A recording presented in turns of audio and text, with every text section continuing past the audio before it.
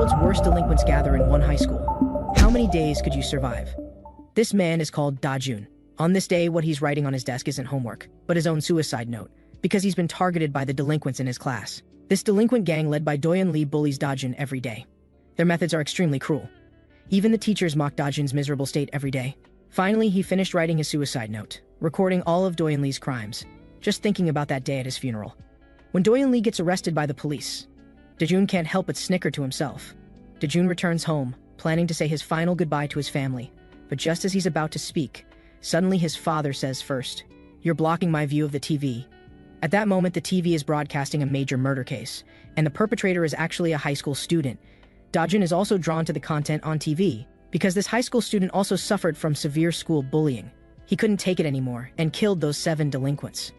This man tells the reporter, "Don't preach kindness to others without knowing their suffering. You have no idea how terrifying those guys were. If anyone watching TV is being bullied, remember this. They're the ones who should disappear." These few words pierce deep into Dajun's heart. He stares as if seeing a divine revelation, while his father dismissively says, "That guy must be crazy. No matter how much you're bullied, it doesn't justify killing people." At this moment, Dajun feels as if he's at the crime scene. His hands can't help but applaud. That night, Dajun's mind is in turmoil. On one hand, he fantasizes about killing Doyun Lee and his gang in revenge. On the other hand, he fears ending up like the person on TV, behind bars. This feeling is like being stabbed by 10,000 needles, both itchy and painful.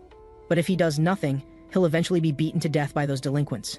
Then Dajun finds a sharp awl, drives it deep into his pillow, muttering, "I'm not the one who should disappear, but plans can't keep up with changes." The next day, when Dajun faces Doyun Lee again, he's so scared he can't even hold the AWL he prepared. Because Dajun has been beaten for so long, that just seeing Doyun Lee's face triggers a reflexive fear response. His whole body tenses up, limbs going stiff. In panic, Dajun can only hide the awl in his drawer. After school, Doyun Lee drags Dajun to an abandoned construction site, claiming he prepared a birthday cake for Dajun. But the next second, a mixture of spit and sock water, Doyun Lee actually hands him, forcing Dajun to drink it. The slightest hint of refusal from Dajun earns him a slap from Doyun Lee. Dajun looks at the filthy liquid in front of him. This would completely crush his last shred of dignity. But now he's outnumbered, and fighting back would surely fail. Right now, Dajun can only wait for the right moment. Dajun grits his teeth and pours the cup into his mouth. The violent nausea almost makes him faint, while Doyun Lee's gang drinks beer nearby. Until evening, when the others go home, Doyun Lee picks up the unconscious Dajun. At this moment, Dajun's consciousness gradually awakens. Just then, Dajun breaks free from Doyun Lee's grip and runs frantically toward the street. But after just a few steps, Doyun Lee catches up. Then comes a series of punches. Dajun's pupils gradually lose their light, and deep in his consciousness, that man tells Dajun, he's the one who should die, not you. At this moment, a truck comes around the corner. Dajun's eyes suddenly open. This is his chance. He pushes hard with both hands. The truck crashes into Doyun Lee at full speed, and the nausea that had been carved into Dajun's heart instantly disappears. What he drank that day wasn't filthy liquid, but his unbearable past. But the next second, Dajun regrets it. Going to prison for life over scum like Doyun Lee just isn't worth it. At this moment, Dajun's heart feels like it's crawling with 100,000 ants, making him both itchy and stinging with pain. Time comes to the next day. Dajun nervously walks into school. He imagines that, on the other side of the classroom door, there might already be heavy security waiting to arrest him. But when Dajun pushes open the door, he finds the classroom scene is almost the same as usual. The only change is that Doyun Lee's seat in the back row is empty. After morning reading, the teacher announces Doyun Lee's car accident. The class is immediately filled with various discussions. At this moment, a fat classmate points at Dajun and says, "You pushed Doyun Lee into that truck, didn't you? I saw you two walking together yesterday." These words immediately make Dajun tense up and break out in cold sweat. Before Dajun can respond, another classmate quickly pulls the fat kid away, saying, "Sorry, he was just joking." Then turns and whispers to the fat kid, "Dajun is just a coward. He doesn't have that kind of guts." Seeing this, Dajun breathes a sigh of relief. Because in his classmates' perception, he's just a wimp who doesn't dare cause trouble. Dajun discovers that after Doyun Lee's disappearance, the classroom becomes so quiet. Even the usually bullied students aren't as nervous anymore. This is also the first time Dajun experiences normal student life. Tears can't stop flowing down. He thinks to himself that maybe he did a good thing.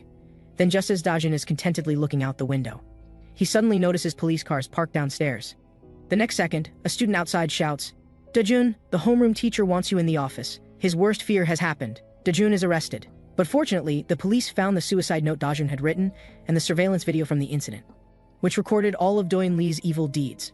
This saves Dajun from prison, but he's given a 2-year probation sentence. Afterward, Dajun also faces investigation by the school committee. He gets expelled from school. Dajun walks dejectedly through the hallway, looking at the surrounding students. The atmosphere is filled with mockery and disgust. Whatever, how disgusting. Finally, he doesn't have to face these filthy faces anymore. But the last straw that breaks the camel's back isn't school but his family. After returning home, Dajun kneels before his father. But no matter what he says, his father won't let Dajun step foot in the house. As he wished then, Dajun slams the door and leaves. Walking alone on the street in heavy rain.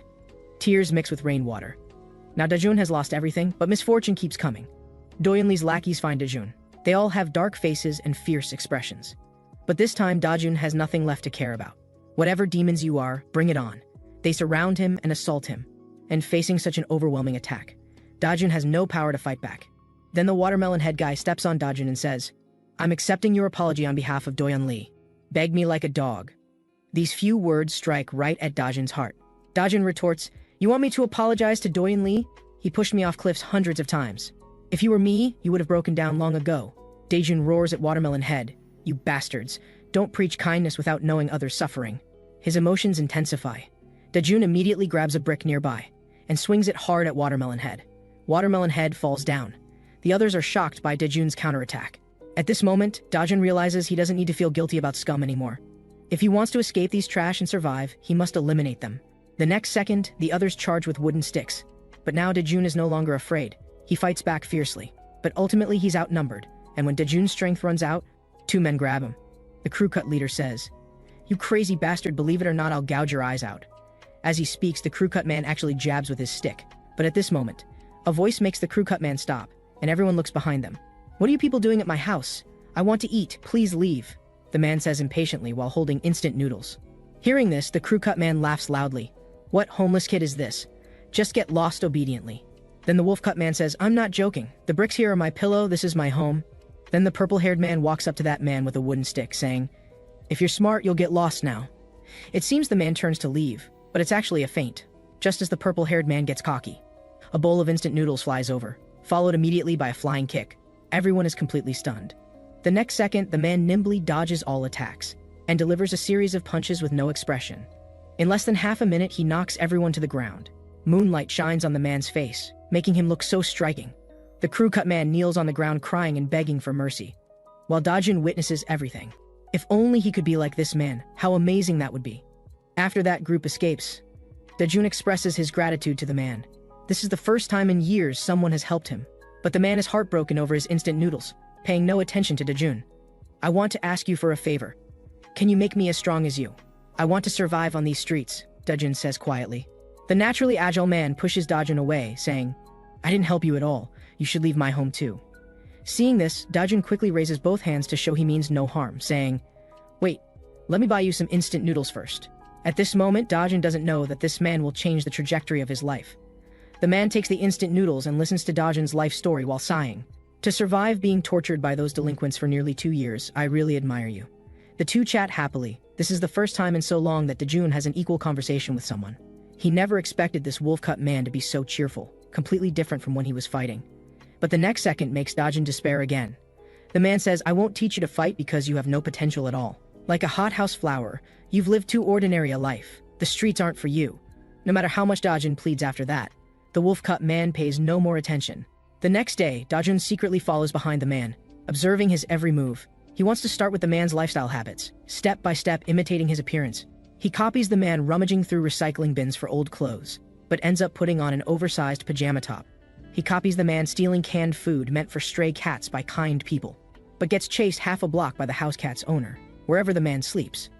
Dajun follows suit.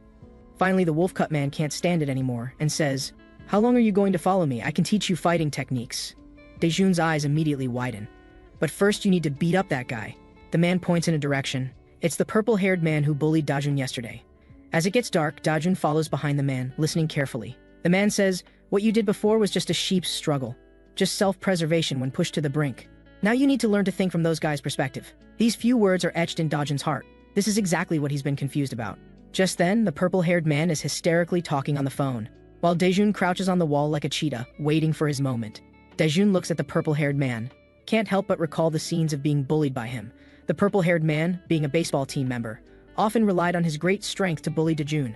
And now is the chance for revenge. Dajun suddenly jumps down from the wall, A flying kick directly stuns the purple-haired man.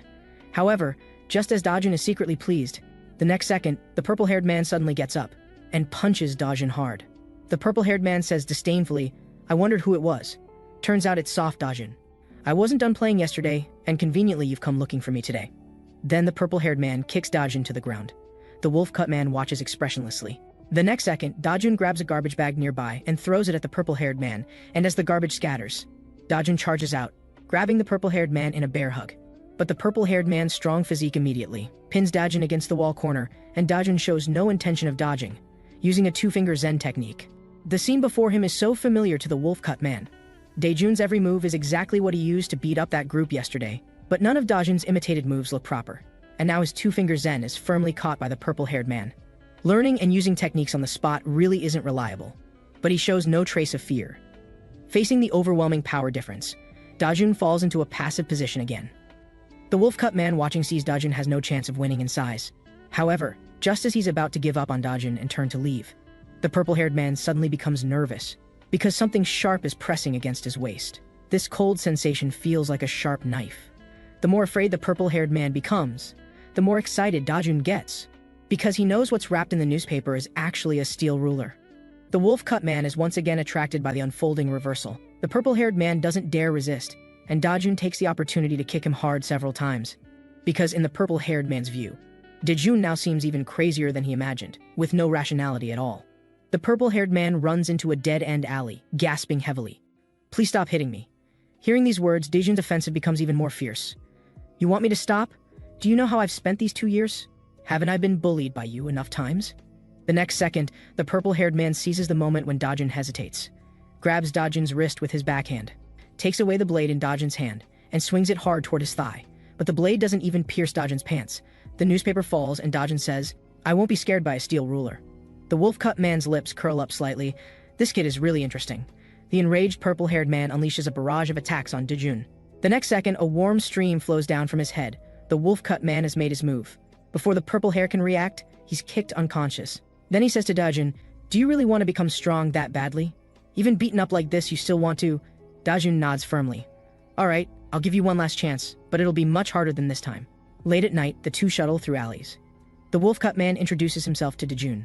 His name is Hangil Jo, and he tells Dajun this neighborhood is much more dangerous than he imagines. If you want to live here, you have to blend in with them first. Then Hangil pushes Dajun into a dim room, adding, "This is my last chance for you. Try to survive here." After Dajun turns around, in the shadowy light, he sees an extremely burly man standing behind him. Then Dajun explains the situation to everyone. The three can't help but ask, "Who decided that wanting to learn to fight means you have to live here?" Dajun says, "Hangil Jo told me to do this." The red-haired man named Dayup Cha thinks that since Hangil brought him, it wouldn't be appropriate to kick him out. The person nearby also says, "It's too late. Let him sleep here for one night." Dayup shows Dajun around, pointing at the washing machine with a big smile. "You'll sleep here tonight, no need to thank me." In the following days, Dajun takes on all the household chores. Although it's tiring, at least this place lets Dajun rest without getting beaten. They eat barbecue as a group. Dajun eats canned food and white rice. During the day, Dajun wanders outside and discovers that seemingly all the thugs in the world have gathered in this neighborhood. Just as Dajun is passing by while shopping for groceries, a thug targets Dajun, provocatively saying to Dajun, "Kid, you were just checking out my girlfriend, weren't you? Kowtow and apologize now and I'll let you off." Dajun remembers Hangil Jo's words, surviving in this area. Then Dajun puts down his shopping bag and prepares to face him head-on. But the next second, the small-time thug freezes, because a broad shoulder appears behind Dajun, and Dayup says disdainfully, "What are you doing to my lackey?" He pushes away that thug, then turns to complain to Dajun, "After you buy groceries, hurry home and cook. Chatting with this kind of guy is too embarrassing." At this moment, Dajun never expected that Dayup, who usually loves to bully him, is now protecting him. The fat guy nearby whispers to the thug, "You should just bear it. That red hair is from Hangil Jo's crew, just forget about this." But the thug is completely stubborn, raising his knife and charging at Dayup from behind. But the next second, Dayup grabs the knife with his backhand and throws him to the ground with one hand. Everyone is shocked by Dayup's incredible strength. At this moment, Dayup looks like a killing god, saying, "The rest of you can come at me together." The other two don't care about the thug on the ground and run away scared. Dajun watches everything happening before him, wondering when he'll be able to stand on his own. After the thug wakes up, he angrily bangs on the iron gate and shouts, "Dayup Cha, that bastard, wait for me! I'll definitely take down Hangil Jo's whole crew." Just then, a deep voice from the alley entrance catches everyone's attention. You want to deal with Hangeljo's crew? How about I help you? The man in the shadows says wickedly. The thug looks at that man in horror. It's actually him. Time comes to several days later at night. Dayup's group is deep in sleep, while the thug nervously observes the situation inside the house. The next second, he actually opens the gas tank valve, extending the tube toward the door crack. But at this time, Dajun is still living in his laundry room, just as he's about to open the door to go to the bathroom. Dajun smells a strange odor. He immediately realizes this smell is wrong. Dayup and the others have already fainted. Dajun's first reaction is to ventilate. He hurriedly pushes open the front door, but happens to knock over the thug crouching outside. The thug looks at Dajun in confusion, thinking it's this damn kid again. The thug immediately turns and runs. Now with everyone in the house unconscious, Dajun can only chase after him alone. Now Dajun also wants to make a contribution to prove his worth to Dayup. After some time, the air in the house gradually circulates. Dayup wakes up and pulls everyone outside. The thug is now gasping and saying, "Kid, you really have stamina, chasing me this long without giving up." While on the stairs, Dajun says excitedly, "All I want to do now is get rid of trash like you." It turns out that 2 days before the incident, Dajun had been begging Dayup to teach him fighting techniques. However, Dayup didn't take it seriously. Even jokingly said to Dajun, "I can jump rope 100,000 times a day, can you do that?" But 10 hours later, the scene before him leaves Dayup stunned. This kid is actually still jumping. He took Dayup's joke seriously. Anyone can look down on the weak's abilities, but never doubt their determination to become strong. At this moment, Dajun and the thug are fighting. No matter how the thug attacks Dajun, Dajun never feels fear or retreats even half a step, while the thug in the baseball cap becomes increasingly nervous, because he knows that before being caught by that guy, he must escape this place immediately. If this mission fails, he'll definitely become a target for elimination by the organization. However, just as he's about to run, Dajun sticks to him like adhesive plaster, grabbing his pant leg. The thug loses balance and rolls down the stairs. Dajun takes the opportunity to grab the fallen thug and shouts, "Don't even think about escaping." But the next second, a flash of silver passes by his face. Blood flows down his cheek. The thug holds up his knife with a vicious expression, saying, "Damn kid, if you're smart you'll get lost now." Seeing that Dajun shows no intention of retreating, the thug starts swinging his knife. Unarmed Dajun can only dodge and keep retreating. This kind of desperate criminal has no restraint in his attacks. Just as Dajun's makeshift shield gets cut through, the knife is approaching his waist. On the other side, Dayup and the others wake up from the gas poisoning. T. Kim asks, "Where did Dajun go? Did he save us?" Dayup replies, "He went to catch the guy who tried to harm us." Hearing this, T. Kim says in surprise, "That kid doesn't even know how to throw a punch. Where does he get the courage?" Dayup says calmly, "That kid has a crazy streak. It definitely won't be the outcome you're thinking. Because I promised him that if he catches that person, I'll teach him street fighting." The perspective returns to this side. Dajun actually catches the knife with his bare hands, making the thug lose control of the blade. Dajun says to the thug, "Now it's my turn, right?" Dajun's feet push off hard, pinning the thug heavily against the railing. He looks at Dajun in shock. "What are you trying to do? You think your immature techniques can take me down?" At this moment, Dajun's adrenaline is pumping at maximum. He smiles at the thug. "I never plan to take you down." Then Dajun grabs the thug's sleeve and kicks hard at his heel. Both lose balance and flip over the railing. The 3-meter-high slope makes the thug unable to control his body. The knife bounces off the wall and flies away.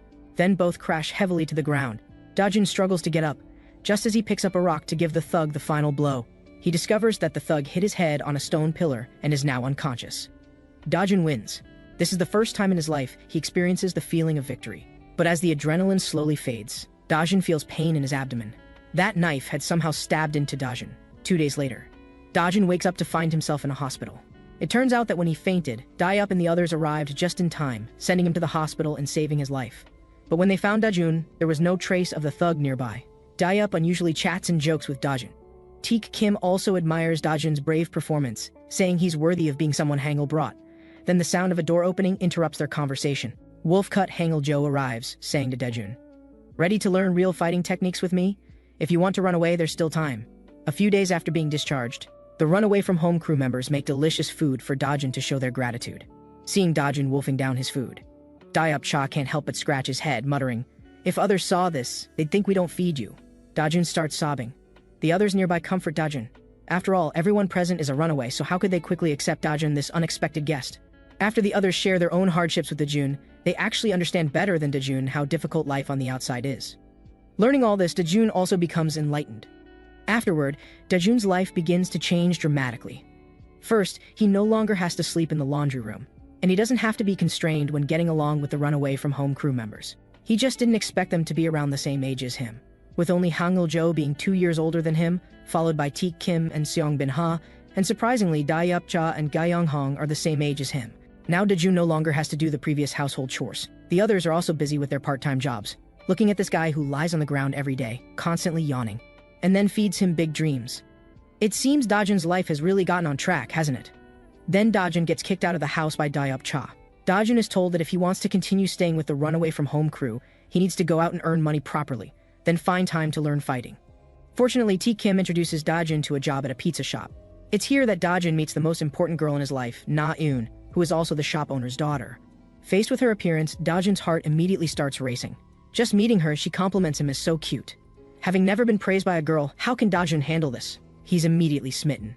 This day, while Na-eun is working, she simply reminds a customer smoking isn't allowed here, and gets a coffee thrown all over her. Seeing his beloved girl humiliated like this, how can Dajun stand it? Just as he's about to rush up and teach that man a lesson, he's stopped by the shop owner, who then apologizes together with Na-eun. Dajun is very confused. Why do they have to be so tolerant of such unreasonable customers? Dajun, do you want my shop to close down? Then the shop owner starts explaining earnestly. In this neighborhood, there's a dangerous organization that ordinary people can't identify. So when we usually encounter such unreasonable customers, we have to be careful, because he might be someone sent by that organization. Before this, countless shop owners like me have disappeared just for making them feel uncomfortable. It's all because I'm too incompetent. What man wants to see his daughter humiliated like this as a father? So I can only choose to swallow my anger. Facing Dajun's good intentions isn't Na-eun the same way? Looking at this girl his age, Dajun can't help but feel she's much more mature than him, and life here is much harder than he imagined. Returning to the runaway from home crew, Dajun finally begins his hellish training. First is running 100,000 kilometers, 100,000 jump ropes, then push-ups, squats, and sit-ups. Finally, there's a strange footwork pattern. Looking at Hangul-jo constantly grinning stupidly, Dajun mutters to himself, "Is this guy seriously teaching me?" Then Dajun asks him, "Is there a foolproof method to win fights?" But he tells Dajun that he's actually already taught him, like using the surrounding environment to block the opponent's movement, causing visual damage to the opponent. Then using the surrounding environment to find handy tools. But thinking of Dajun's poor performance, after all, judgment can't be trained. After hearing all this, Dajun takes out his phone and says, "I also want to use martial arts like the guys on screen." But what comes at him is a big slap from Hangul-jo. Just then, Dajun instinctively takes a step back and dodges it. Seeing this scene, Hangul-jo is also surprised. Then he conducts a series of tests. Seeing that Dajun can actually dodge his attacks, he has some confidence in him. So he says, "Alright, I'll teach you. Of course, I must teach you properly with fists, because only after experiencing it firsthand can you become more skilled in combat." As for how brutal the following scenes are, friends can imagine for themselves how miserable it was. A few days later, Dajun prepares to go to his part-time job at the pizza shop again. But the next second, the sound of breaking glass catches his attention, and he looks toward the pizza shop. He sees a guy with a square head lifting up the shop owner with one hand, constantly saying, "Uncle, aren't you close with Taek Kim? Don't you know where he went?" And keeps asking someone on the phone, "Is this really the place?" Seeing Dajun watching everything at the door, he glares angrily and tells Dajun to get lost. Seeing this scene, how can Dajun still bear it? Before, he was stopped by the shop owner, but when such things happen again and again, who could tolerate it? Dajun immediately started by throwing a bottle at him. Dajun grabbed the bottle and hurled it at that fat-headed guy, but unfortunately, Taeyang Kim nimbly dodged it. Dajun never expected that Taeyang Kim, once a school bully, had such a robust physique. What looked like a body full of fat was actually all muscle. From then on, Taeyang Kim took full advantage of his physical condition to run rampant in school, doing whatever he pleased. This was also why he got expelled from school. After all, no one dared to defy him. However, that was only limited to within the school grounds. His only nemesis was Ji Young-cheon, whom he encountered outside school. And the reason he came to cause trouble at the shop this time was also because of his orders. Now he felt very speechless. Because except for that man, this was the first time he encountered such an absurd situation. He felt that Dajun in front of him was like a fearless little dog barking at him. Dajun also looked at the person in front of him, well aware of his own strengths and weaknesses. With Dajun's shout of "you fat pig," Taeyang Kim could no longer endure it. Looking at Taeyang Kim charging at him, Dajun's mind immediately flashed back to the moves Hangul-jo had taught him before. With a kick, he sent the chair flying toward Taeyang Kim.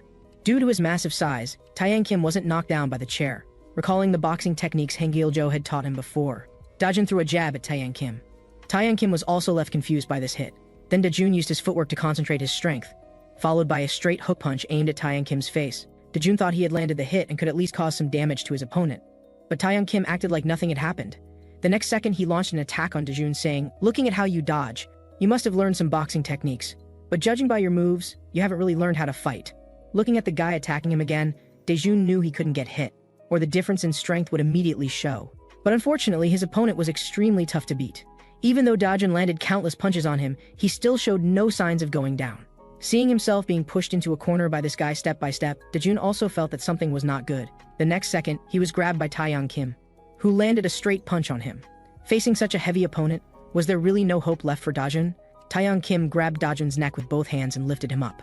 Fortunately, Na-eun came over to interfere, making him let his guard down. Na-eun was immediately knocked to the ground with one punch. At this life-or-death moment, Dajun again thought of the previous techniques, blocking the vision. The next second, Dajun used all his strength to execute the Dragon King's Spit's water move. Taeyang Kim was immediately left crying from this technique. Seeing such an opportunity in front of him, how could Dajun hesitate? The next second, he threw another straight punch at Taeyang Kim. Then Dajun grabbed a bottle nearby, and combined it with a straight punch to hit Taeyang Kim.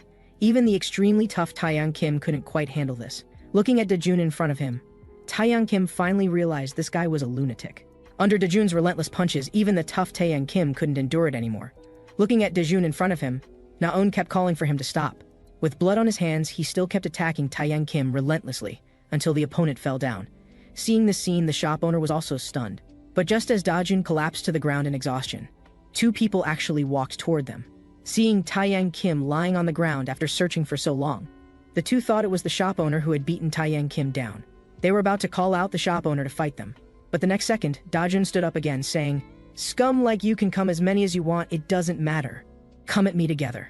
Seeing the crazy Dajun in front of them, suddenly, a fierce punch flew toward the two men, and they were immediately knocked to the ground. The appearance of Taek Kim completely bewildered the two. Taek Kim, whom Taeyang Kim had been searching for, had actually appeared. Seeing the chaotic pizza shop in front of him, and the beaten father and daughter, Taek Kim's anger also flared up. Taek Kim tied up his hair and said, "You've worked hard, Dajun. I'll handle the rest." Then he looked at the two men in front of him and said, "Which one of you wants to meet God first?" Hearing this, the two men immediately charged at Taek Kim. Facing the two attackers, Taek Kim simply raised his hand and threw a straight punch. One of them was instantly knocked down. Then with a kick, the other attacker's head immediately started ringing. Dajun watched Taek Kim's fluid movements and couldn't help but admire how amazing it was. Under Taek Kim's questioning, he learned that both the previous gas leak incident and this shop smashing incident were all ordered by Gi Eung-cheon. After learning this, Taek Kim kicked both men down with one foot. Looking at the two men lying on the ground, Taek Kim said, "It's definitely Haegwang's doing." Dajun couldn't help but ask what Haegwang was and why they would do such things. Could this be the organization that guy mentioned before? Looking at the confused Dajun in front of him, Taek Kim told Dajun, "You've been here for a while now. You should know how bad the security is in this neighborhood. Crime incidents happen one after another, but no one cares because the police have long given up on this area." Gang organizations also started running wild. However, the gang organizations were dealt with by a runaway youth organization called Haegwang. So now this neighborhood is managed by the Haegwang organization, and the most notorious guy in Haegwang is Gi Eung-cheon. The reason the Hangil-jo's crew was targeted by them was because they once prevented them from taking over the management of this area. But I didn't expect they would actually find this place. Taek Kim had already told them not to come near the pizza shop area. But what Taek Kim didn't expect was that the shop owner had been paying protection money to Gi Eung-cheon all this time. Hearing this, Taek Kim was stunned. "Why didn't you ever tell me?" The shop owner said, "If I didn't do this, I might have disappeared from this neighborhood just like other shops." Even if some shops paid protection money, the other side had no bottom line at all. "Because I once saw my friend's shop burn down in just one night, so I didn't want you to get involved with those guys." Learning the reason for all this, Taek Kim was also furious. On the other side, Dayap-cha learned of this news and was also angry. "These guys seem to want to eliminate us." Taek Kim also warned Dayap-cha to be careful of Gi Eung-cheon. The next second, Dayap-cha saw a group of thugs frantically destroying a shop, and there was an old man and a child lying at the shop entrance. The child on the ground kept crying. Seeing this scene, Dayap-cha immediately hung up the phone with Taek Kim and prepared to go forward and teach these guys a lesson. The thug in front said directly, "This is what happens when you don't pay protection money, you know?" The thug was about to grab a weapon and hit the old man and child on the ground. Dayap-cha's appearance immediately prevented this tragedy from happening, before they could even ask about Dayap-cha's purpose. The thug was directly knocked to the ground by Dayap-cha's punch. The leaders saw Dayap-cha making a move and quickly reported their organization. "We're from Haegwang, how dare you attack us?" Dayap-cha, who was looking for someone to vent his anger on, couldn't let such a good opportunity pass. He quickly knocked down this group of thugs, just as he was about to ask if the old man and child were okay. The next second, he was knocked down by a baseball bat. Then a guy with a baseball bat and slicked back hair appeared behind Dayap-cha with a group of subordinates, and he was the mastermind behind all this, Gi Eung-cheon. On the other side, Dajun and T. Kim's group, who had just returned home, were discussing what happened at the convenience store. But Gyeong Hong kept blaming T. Kim, asking him why he would anger Haegwang over a pizza shop. But T. Kim's answer was unexpected. But that pizza shop is really delicious. If it closes down, I won't be able to eat there anymore. Just as Gyeong was saying that Hangil-jo had disappeared again. Everyone's phones suddenly rang. They picked up their phones and looked. It was actually a message from Dayup Cha. Opening it, there was a photo of Dayup Cha tied up in an address. The address showed an abandoned factory near a certain location. Gyeong couldn't help but curse when she saw this scene, that bastard. Then everyone came to the abandoned factory at the address. What awaited them would be a fierce battle. The leading man was even more difficult to deal with. As soon as they entered, they were surrounded by thugs. The opposing side had at least 4 times their number, and Dayup Cha was already in a sorry state. But the next second, Jeong Cheon stepped on his face. Jeong Cheon mocked, "I'm stepping on him now, what can you do about it?" Seeing this scene, Dajun's group could only grit their teeth in anger after the verbal confrontation between both sides. Dajun's group was attacked by a group of thugs. T. Kim suddenly lifted his leg and kicked 3 thugs away with 1 foot. On the other side, Seong Bin Ha kept using his movement techniques. He dodged the man's attacks at extremely fast speed.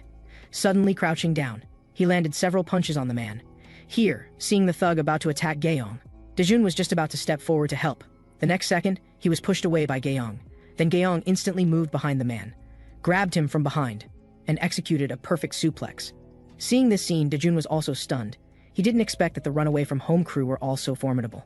At this moment, Dajun looked at the chaotic battlefield in front of him, but didn't know where to start, just when T. Kim thought they were about to win. The next second, Ji Eung-chan launched an attack on T. Kim.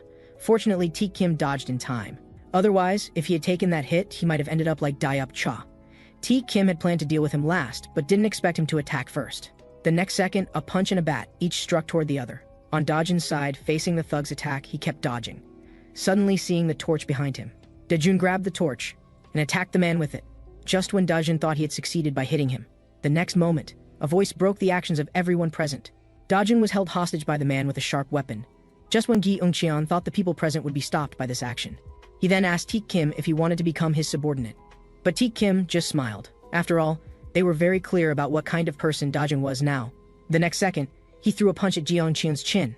Ji Eung-cheon was also made to bleed some ketchup by this hit. The man holding Dajun hostage was also scared by this scene. Suddenly, Dajun violently headbutted the man. The man was instantly knocked unconscious. Before long, all the thugs on the scene were knocked down. Only Ji Eung-cheon remained, just when the runaway crew thought they could defeat him together. Unfortunately, Ji Eung-cheon was too strong. Even with several people taking turns, they couldn't bring him down. They thought they could eventually wear him down through exhaustion. But Ji Eung-cheon wasn't fazed. He then said, "I'll give you one last chance. All of you become my subordinates." Facing such a confident Gi Eung-cheon, Gyeong told him to stop daydreaming. But the next second, Ji Eung-cheon took his baseball bat and violently struck the iron railing beside him. Suddenly, a large group of thugs emerged from the surroundings. Seeing this scene, the runaway from home crew members looked troubled. Then at Ji Eung-cheon's command, take them down. Everyone was overwhelmed by the attack. Ji Eung-cheon looked at T. Kim lying on the ground and then told him something interesting. He said, "Do you think you can protect that pizza shop? Actually, when you came here, I sent someone to harass the pizza shop, and he's a fire-loving maniac in Haegwang." He then wanted to call and ask the other person, to give T. Kim a surprise. Just when Ji Eung-cheon thought he had everything under control, just as he was about to call and ask if things were done on the other end, a voice came from the door that sounded the same as the phone. "I heard you were looking for him?" Then a badly beaten guy was thrown in. Ji Eung-cheon's subordinates all looked down at the ground. Then this man who appeared broke this dangerous situation. He then said, "So you're the ones causing trouble." The subordinates looked at the guy on the ground who was barely recognizable, and they all started to retreat. But there's always someone who stands out in a crowd. Hangil-jo grabbed the man with both hands and stopped him. Then with a crack, his hand did a 360-degree rotation. Seeing this scene, the subordinates immediately felt that fighting him would surely mean death. But unfortunately, Ji Eung-cheon offered that whoever could take down the guy in front would get 1,000. Hearing such a tempting offer, the thugs were immediately moved. Then they rushed forward desperately. But who was Hangil-jo? He was once that man in Haegwang. Then Hangil-jo used extremely fierce techniques, continuously clearing out the thugs attacking him.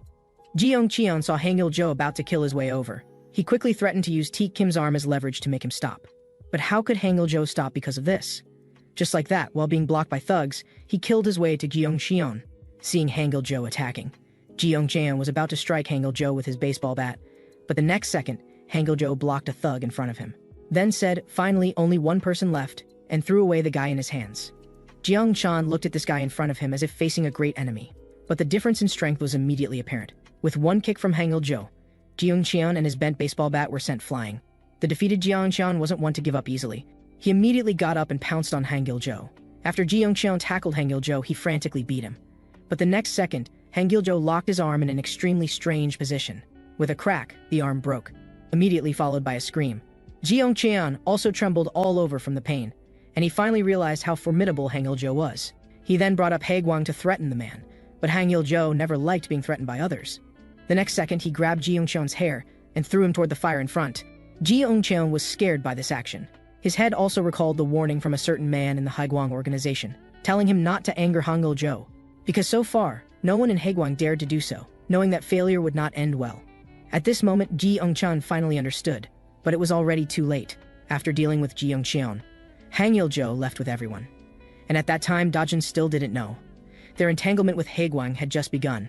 After Dajun's group experienced the Jeong-cheon incident, fortunately the pizza shop owner extended a helping hand. Otherwise, with their current living standards, it would be really difficult to pay the high medical expenses. It might be because they were grateful for driving away Jeong-cheon and his gang. From that day on, there were almost no Haegwang people on this street. Jeong-cheon and others also disappeared without a trace. They thought things would end there. But Hangil-jo broke this peace, telling everyone that Haegwang would come back after a while. How could they let go of such a large profitable territory? There are many small leaders like Jeong-cheon. Those guys are very good at using money to gather runaway youth. As long as they have money, they will gather a large group to continue their wrongdoing. Learning all this, everyone understood. So Dayop-cha asked Hangil-jo, "Since you brought us here, you should know best what we should do, because we have no other place to stay except here." But Hangil-jo seemed to have made a decision in his heart. That night, Dajun looked at the man in front of him and said, "Brother Hangil, is there a way for me to get stronger quickly?" Dajun knew that if he didn't get stronger quickly, he would just be a burden. So he hoped to become stronger before Haegwang's next arrival. Looking at Dajun in front of him, Hangil-jo said, "The speed I'm teaching you now is already your limit. But if you really want to get stronger quickly, you really need some extra tutoring." Then he showed a mischievous smile. The next day, Dajun continued to work at the pizza shop. Without Haegwang on the street, life also became peaceful. No one knew how long such a life could last. Dajun, who had just gone out to throw away trash, ran into Na-eun and asked, "School's out?" But Na-eun looked at the doll in front of her, with a grave expression. After Dajun called out again, Na-eun finally came back to her senses and said it was nothing. So during their casual conversation, Na-eun suddenly said, "Dajun, do you want to hang out together after school tomorrow?" Hearing this, Dajun immediately answered happily, "Okay." But the next second, Dajun realized, could this be a date? Time passed to the next day. This was Dajun's first date. He specially styled his hair back, and it must be said this hairstyle made him much more handsome. But Dajun, who came to Na-eun's school gate, never saw her appear. Looking at these students coming out of school one after another, Dajun felt as if he and they were in two different worlds, even though he was also a student not long ago. Then he looked toward the school, but the next second, he saw Na-eun surrounded by a group of men. The man surrounding her even handed Na-eun a doll. Seeing this scene, Dajun seemed to think someone was pursuing Na-eun. But the next second, Dajun saw Na-eun showing a troubled expression. She suddenly threw the doll on the ground and said, "Do you think I don't know that the doll you gave me has surveillance equipment?" Dajun was somewhat shocked to hear this. The next second, the leading man said perversely, "Bitch, you have sharp eyes." So the man wanted to grab the woman. Fortunately, Dajun appeared in time to stop the man. But the man directly pushed Dajun away.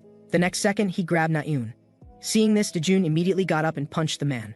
The man wasn't a pushover either. He immediately punched Dajun back. A big fight was about to begin. But suddenly, a crowd of onlookers gathered around, looking at those students taking photos with their phones. Another subordinate said, "If we fight at school, the teachers will come too. Let's forget it." So the leading man left under the gaze of the onlookers, and Dajun and the others also escaped disaster. Then they came to a coffee shop. Dajun drank his coffee but looked pained. Then he asked Na-eun, "Have you been bullied by that guy all along?" Na-eun remained silent. Looking at Na-eun in front of him, Dajun then talked about his own previous experiences. Because he was also often bullied before. But as long as you learn to fight back, don't just keep enduring, everything will get better. Hearing Dajun's words, Na-eun couldn't stop her tears from flowing. So she told Dajun about her experiences. But because the pizza shop was often bullied by Haegwang, she buried this matter and didn't tell her father. Seeing such a sunny and cheerful Na-eun actually experiencing such terrible things, Dajun swore to make that man pay dearly. After sending Na-eun home, Dajun began plotting his counterattack. On the other side, Dong Che, who was at KTV with girls, was completely unaware, and the girl beside him begged him to let her go. Suddenly, someone rushed in through the door. The man called out Jiyeon. It turned out the man was the girl's brother. Just as he was about to beat up the man who was bullying his sister, the next second, he was counterattacked by the man and knocked to the ground. The girl nearby, seeing her brother trying to save her, had to beg him to spare her brother. Hearing this, Donghae showed a perverted smile and said, "Then sing a song for me." Under Donghae's threat, the girl had to start singing. Before long, Donghae was about to take his subordinate to the bathroom. But at this time, the two were completely unaware of the approaching danger. The next second, the subordinate beside him was knocked to the ground. The man was scared by this sudden situation. Then Dajun said, "No one said it had to be you guys looking for me." Seeing Dajun in front of him, holding a fire extinguisher, Donghae said, "I was just worried about where to find you." Then he charged at Dajun. Dajun pulled the safety pin and sprayed it at Donghae. After being disrupted by the fire extinguisher, he quickly retreated. The next second, he saw Dajun coming at him with the fire extinguisher, but the man had practiced boxing after all, and immediately blocked it with his hand. However, this attack also injured the man's arm. Dajun also knew that if he went head-to-head with him, he definitely wouldn't win. Just as he was about to catch him off guard, using the fire extinguisher as cover, the next second he threw a punch at Donghae. But the next second, Donghae disappeared. Donghae ducked down and punched Dajun in the chin. Then he was suppressed by the man. With one punch, Dajun was knocked to the ground. Seeing Dajun fall, Donghae said, "Anyway, thanks for coming to me on your own, saving me the trouble of catching you. As long as I catch you, I can use you to threaten Naon to accompany me." Hearing this, Dajun couldn't bear it anymore. He got up and attacked Donghae again. But the opponent was a boxer after all. He directly knocked Dajun down with another punch, after fighting with Donghae. Dajun also realized that with his boxing techniques, he definitely couldn't beat his opponent. Looking at Donghae's punch coming at him again, Dajun grabbed the door handle and violently pushed the door over, while Donghae's punch hit the door directly. Donghae's right hand instantly lost its attacking ability. Since he couldn't win with boxing, Dajun would play by his own rules. Then he immediately rushed fiercely at Donghae. But how could Donghae give Dajun a chance? He immediately punched Dajun in the face again. Seeing the desperate Dajun in front of him, Donghae also started to panic. Finally, after Donghae's right hand completely lost its attacking ability, Dajun seized the opportunity and pounced on the man, using the move Hangul-jo taught him. Dajun grabbed the opponent's back of the head, then immediately delivered a knee strike. Under continuous attacks, with a crack, Donghae's eyes rolled back. But the next second, Donghae opened his eyes again and tried to break free from Dajun with force. He quickly retreated. But how could Dajun give Donghae another chance now? He violently lifted his leg and said, "Scum like you, I'll beat you mercilessly." With a snap, he kicked Donghae in the chin. Donghae finally realized he had lost and quickly begged for mercy, asking Dajun not to hit him anymore. He said, "I'll never get close to Naon again, please spare me." How could Dajun believe his lies? Because none of these bastards could be trusted. Just as he was scolding him, saying if he ever bullied Naon again, he shouldn't expect to live, a man with a center part suddenly appeared behind him and immediately pinned Dajun to the ground. Seeing his accomplice arrive, how could Donghae remain rational? The next second, he grabbed the fire extinguisher to smash Dajun. Fortunately, Hangul-jo appeared in time and kicked the man away with one foot. The other man saw the scene and immediately rushed toward Hangul-jo. But who was Hangul-jo? With a spinning elbow strike, the center part man was knocked unconscious. Dajun looked at Hangul-jo's appearance and asked, "How are you here?" Hearing this, Hangul-jo said, "I've been secretly observing you. If I don't watch you, how would I know what your current strength is like?" Then he said, "What you currently lack is that you're too hesitant. You never finish things thoroughly. If you keep being like this, you'll suffer sooner or later." Then Hangul-jo violently grabbed Donghae's egg on the ground. This is called leaving no future troubles. Looking at this scene, Dajun suddenly felt a faint sadness from somewhere. Late at night, two people seemed to be discussing Donghae, and in front of them was the girl who was taken away by Donghae that day. The two in front were asking her what exactly happened that day. The girl knew that even if she got beaten, she wouldn't reveal any information about Dajun and the others. Just as the man grabbed the girl's hair, Hangul-jo appeared and grabbed the man's hand, saying, "Oh my, it's little bully." The man looked at the innocent-faced Hangul-jo and asked confusedly, "Who are you?" Hangul-jo said, I'm just an ordinary youth passing by this place. Have you seen the tuna cans that kind people prepared for stray cats nearby? I'm so hungry." Hearing this, the man grabbed Hangul-jo's collar and was about to make a move. The girl looked at this scene somewhat dumbfounded. Wasn't this the person who saved them that day? The next second, Hangul-jo lightly touched the man's finger with his head and cried out, "Help, someone is bullying a kind, handsome little cutie." The man was speechless, but the next second, a man in a gray hoodie rushed out and immediately punched the man in the face. The blonde saw his brother fall and immediately rushed toward Dajun, wanting to punch him. Dajun quickly dodged. The next second, the blonde was punched in the face by Dajun. The blonde was immediately suppressed by Dajun. The other center part man, seeing the seemingly harmless Hangul-jo, rushed toward him, but in just an instant, he was stopped by the man. Then there was a harmonious scene of the two men watching Dajun fight with their arms around each other's shoulders. On Dajun's side, after experiencing so many battles, he also learned how to flexibly use footwork to dodge attacks, while learning the principle of striking first, Dajun also knew his current strength level. He could definitely beat the blonde in front of him. Although he couldn't knock down the blonde in one go. He couldn't let his guard down either. As long as he stayed steady, he could win. But the next second, Hangil-jo kicked and sent the center part man over too, saying, "One isn't enough for training, let's add another." Just as he was secretly pleased about his improved strength. The next second, he was attacked by the two men together. Dajun immediately couldn't handle it. After all, with two people attacking together, he didn't even have a chance to breathe. The blonde and the other man attacked Dajun from front and back. The situation immediately became overwhelming, just as everyone was taking a breather. Suddenly, Dajun pounced on the blonde. Then he pinned down the blonde and launched a fierce attack. The center part man nearby saw this and immediately went over to punch Dajun from behind. But Dajun completely ignored his attack. Since he couldn't beat two people, he'd focus on solving one person at a time. Just after Dajun finished off the blonde, Dajun held a broken glass bottle and walked toward the center part man. The man was immediately scared and fell to the ground. But the next second, Dajun collapsed with a thud. Looking at Dajun on the ground, the center part man was also confused. He immediately prepared to rush toward Dajun. Then he was stopped by Hangil-jo, who said, "That's enough. You've worked hard, you can go home and get some sleep." Looking at Dajun lying on the ground, unable to get up, Hangil-jo also showed a satisfied smile. Back home, Dajun was bandaged up by Ga-young-hong, while Dajun kept saying, "Why did you make me fight 1 versus 2? If it was 1 versus 1, I would have won long ago." Hearing this, Hangil-jo was speechless and casually said, "With your current level, you still want to defeat those scum who bully you. Have you ever seen any of those thugs attack one by one? Those guys always come in groups. If you can only handle 1 versus 1, you'll never become strong." Hearing these words, Dajun's heart was instantly crushed. So what should I do? Of course there's a way. So time came to the next evening, and in the scene they see several thugs surrounding a person. The leader asked, "Is this all the money you brought us today?" And just as the man was about to explain the reason, he was warmly greeted by the people in front of him. And today, these guys were the ones Dajun was going to practice on. Then Hangil-jo pointed with his finger. Dajun nodded in understanding. And Dajun slowly walked toward the group. Just as Dajun approached them, the buzzcut leader asked, "Who are you?" But the next second, Dajun caught him completely off guard. The man was immediately knocked to the ground, before the leaders could figure out what was happening. The next second, Dajun caught the bowl-cut guy next to him off guard too. But the guy in front of him actually didn't fall down, which put Dajun in a difficult position. The 3 steps Hangil-jo taught him were, strike first to gain the advantage, and if you can't win, then step 2. Just 2 words, run fast. The guys were completely bewildered by Dajun's operation, and immediately swarmed after him. While Dajun was running away, he kept using things around him as obstacles. With a crash, the small fry in the middle was tripped by the bicycle Dajun threw. And the 3rd step was to fight while running. The advantage of fighting while running is that even if you can't strike first, you can still attack when the opponent is completely unprepared. With just one flash, Dajun disappeared from the sight of the remaining 2. Then the 2 thugs discussed splitting up to search for Dajun. So just as the blonde guy was looking around, Dajun suddenly appeared in front of him the next second. But this attack was actually blocked. However, the opponent's strength was still a bit higher than Dajun's. Dajun was kicked to the ground by the blonde guy again. What followed was a barrage of punches and kicks from the blonde. When the man felt he had beaten Dajun enough, the blonde was about to notify his accomplices to come over quickly. Dajun, lying on the ground, suddenly felt unwilling. Right now, facing such numbers, he still couldn't last long. But the next second, Dajun suddenly erupted as if something was stirring in his heart. Then a brick knocked down the blonde.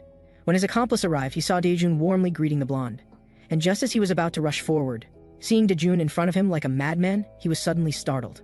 Then he began asking Dajun why he was doing this. Dajun recalled those past encounters. "Why should weak guys like me be bullied by people like you? And why can't I fight back? I, Dajun, will become stronger starting from this moment." Seeing this scene, the blonde's accomplice immediately ran away. 2 days later, the scene comes to Jungran High School. Just how perverted is this man in front of us? Just because the man in front accidentally splashed water on his companion while washing his face. The man was about to apologize when he was met with the man's warm greeting. The man's name is Se-hyun Hwang. Just as he was warmly greeting the guy on the ground, the person next to him was about to stop him, but Se-hyun Hwang didn't care about that. Just as he was about to punch the guy behind him, the next second he was stopped by a large hand. A muscular crew-cut man said, "He already apologized, stop being so persistent." The crew-cut man was about to reason with Se-hyun Hwang in front of him. But the next second, Se-hyun Hwang kicked at him. But the crew-cut man wasn't a pushover either. He caught his foot with one hand, just as he was about to punch Se-hyun Hwang. Se-hyun Hwang blocked it with a side guard.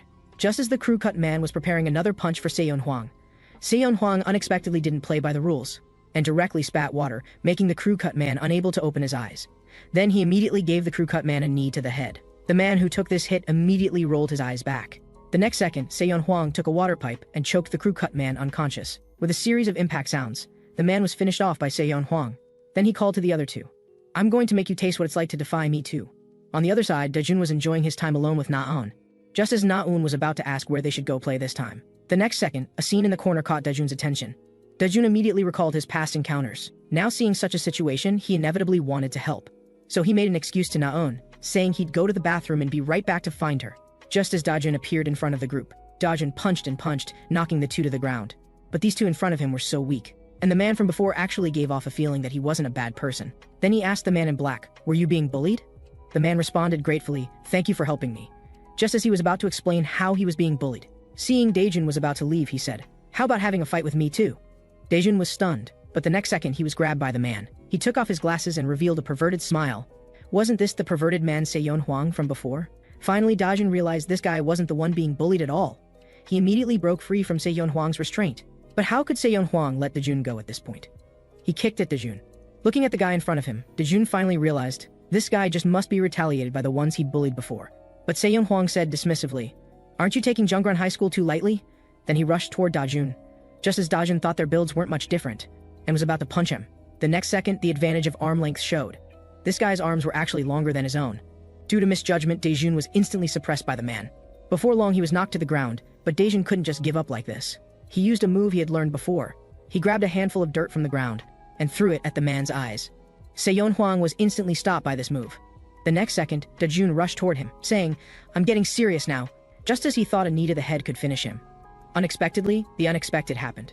Dajun's leg was actually caught by Se-yeon Hwang. With the Se-yeon Hwang's twisted smile, he kicked Dajun in the groin. Dajun was immediately knocked down. What followed was the Se-yeon Hwang's warm greeting. On the other side, Na-eun kept waiting for Dajun to return, so she went to look for Dajun. The next second, what appeared before her was Dajun continuously wailing, "Why am I still so weak? Fuck!" Then the two came to a small park. Na-eun said, "Dajun, if you keep going like this, something might happen sooner or later." But Dajun knew this too, so he said, "If I don't become stronger, how can I protect you?" Hearing this, Na-eun smiled happily and said, "Dajun, you teach those guys a lesson for me. I believe in you." With Na-eun's encouragement, Dajun also smiled. Later, Dajun returned to Hangil-jo's crew and told them everything that had just happened. Moreover, Dajun had been beaten up by Se-yeon Hwang from Jungran High School, who even took photos, saying he would make Dajun unable to survive in this community. The members of Hangil's crew were immediately furious upon hearing this. How dare they touch one of their family members? Let them taste our power right away. Just as they were excitedly discussing how to deal with them, Hangil-jo immediately stopped them, saying, "You can't get involved. Since Dajun is a member of our Hangil crew, then we'll take down a school. Since things have come to this anyway, why don't you, Dajun, just go and dominate that school?" Dajun was stunned. With my pathetic state, having just been beaten up, how am I supposed to rule that school? Isn't this ridiculous? But Hangil-jo's words immediately made Dajun understand, saying, "Dajun, how long do you want to be a coward? You can't always look like you're at everyone's mercy." Dajun immediately awakened. So the next day, two thugs from Jungran High School were looking at their phones, and the photos on the phone were exactly of Dajun being beaten up. They were discussing Dajun's pathetic appearance, just about to say that if Hangil-jo hadn't intervened last time, they would have beaten up Dajun themselves. But the next second, a voice came from behind them. "Just you two?" Then Dajun started fighting without warning, punching the long-haired guy. The man was immediately taken down. The blonde guy next to him quickly rushed toward Dajun. But unfortunately, Dajun had some skill and immediately gave him a facial massage. After being massaged by Dajun, the man immediately asked what Dajun wanted to do. And Dajun's answer immediately shocked the man. This kid actually wanted to dominate Jungran High School. Then Dajun immediately asked who was the boss of Jungran High School. He raised his fist threateningly, telling the man to speak. The man remembered being beaten by Dajun before, so he confessed and told Dajun. The current boss of Jungran High School is Il-tak Hyo, but he's not clear about it because he basically doesn't come to school.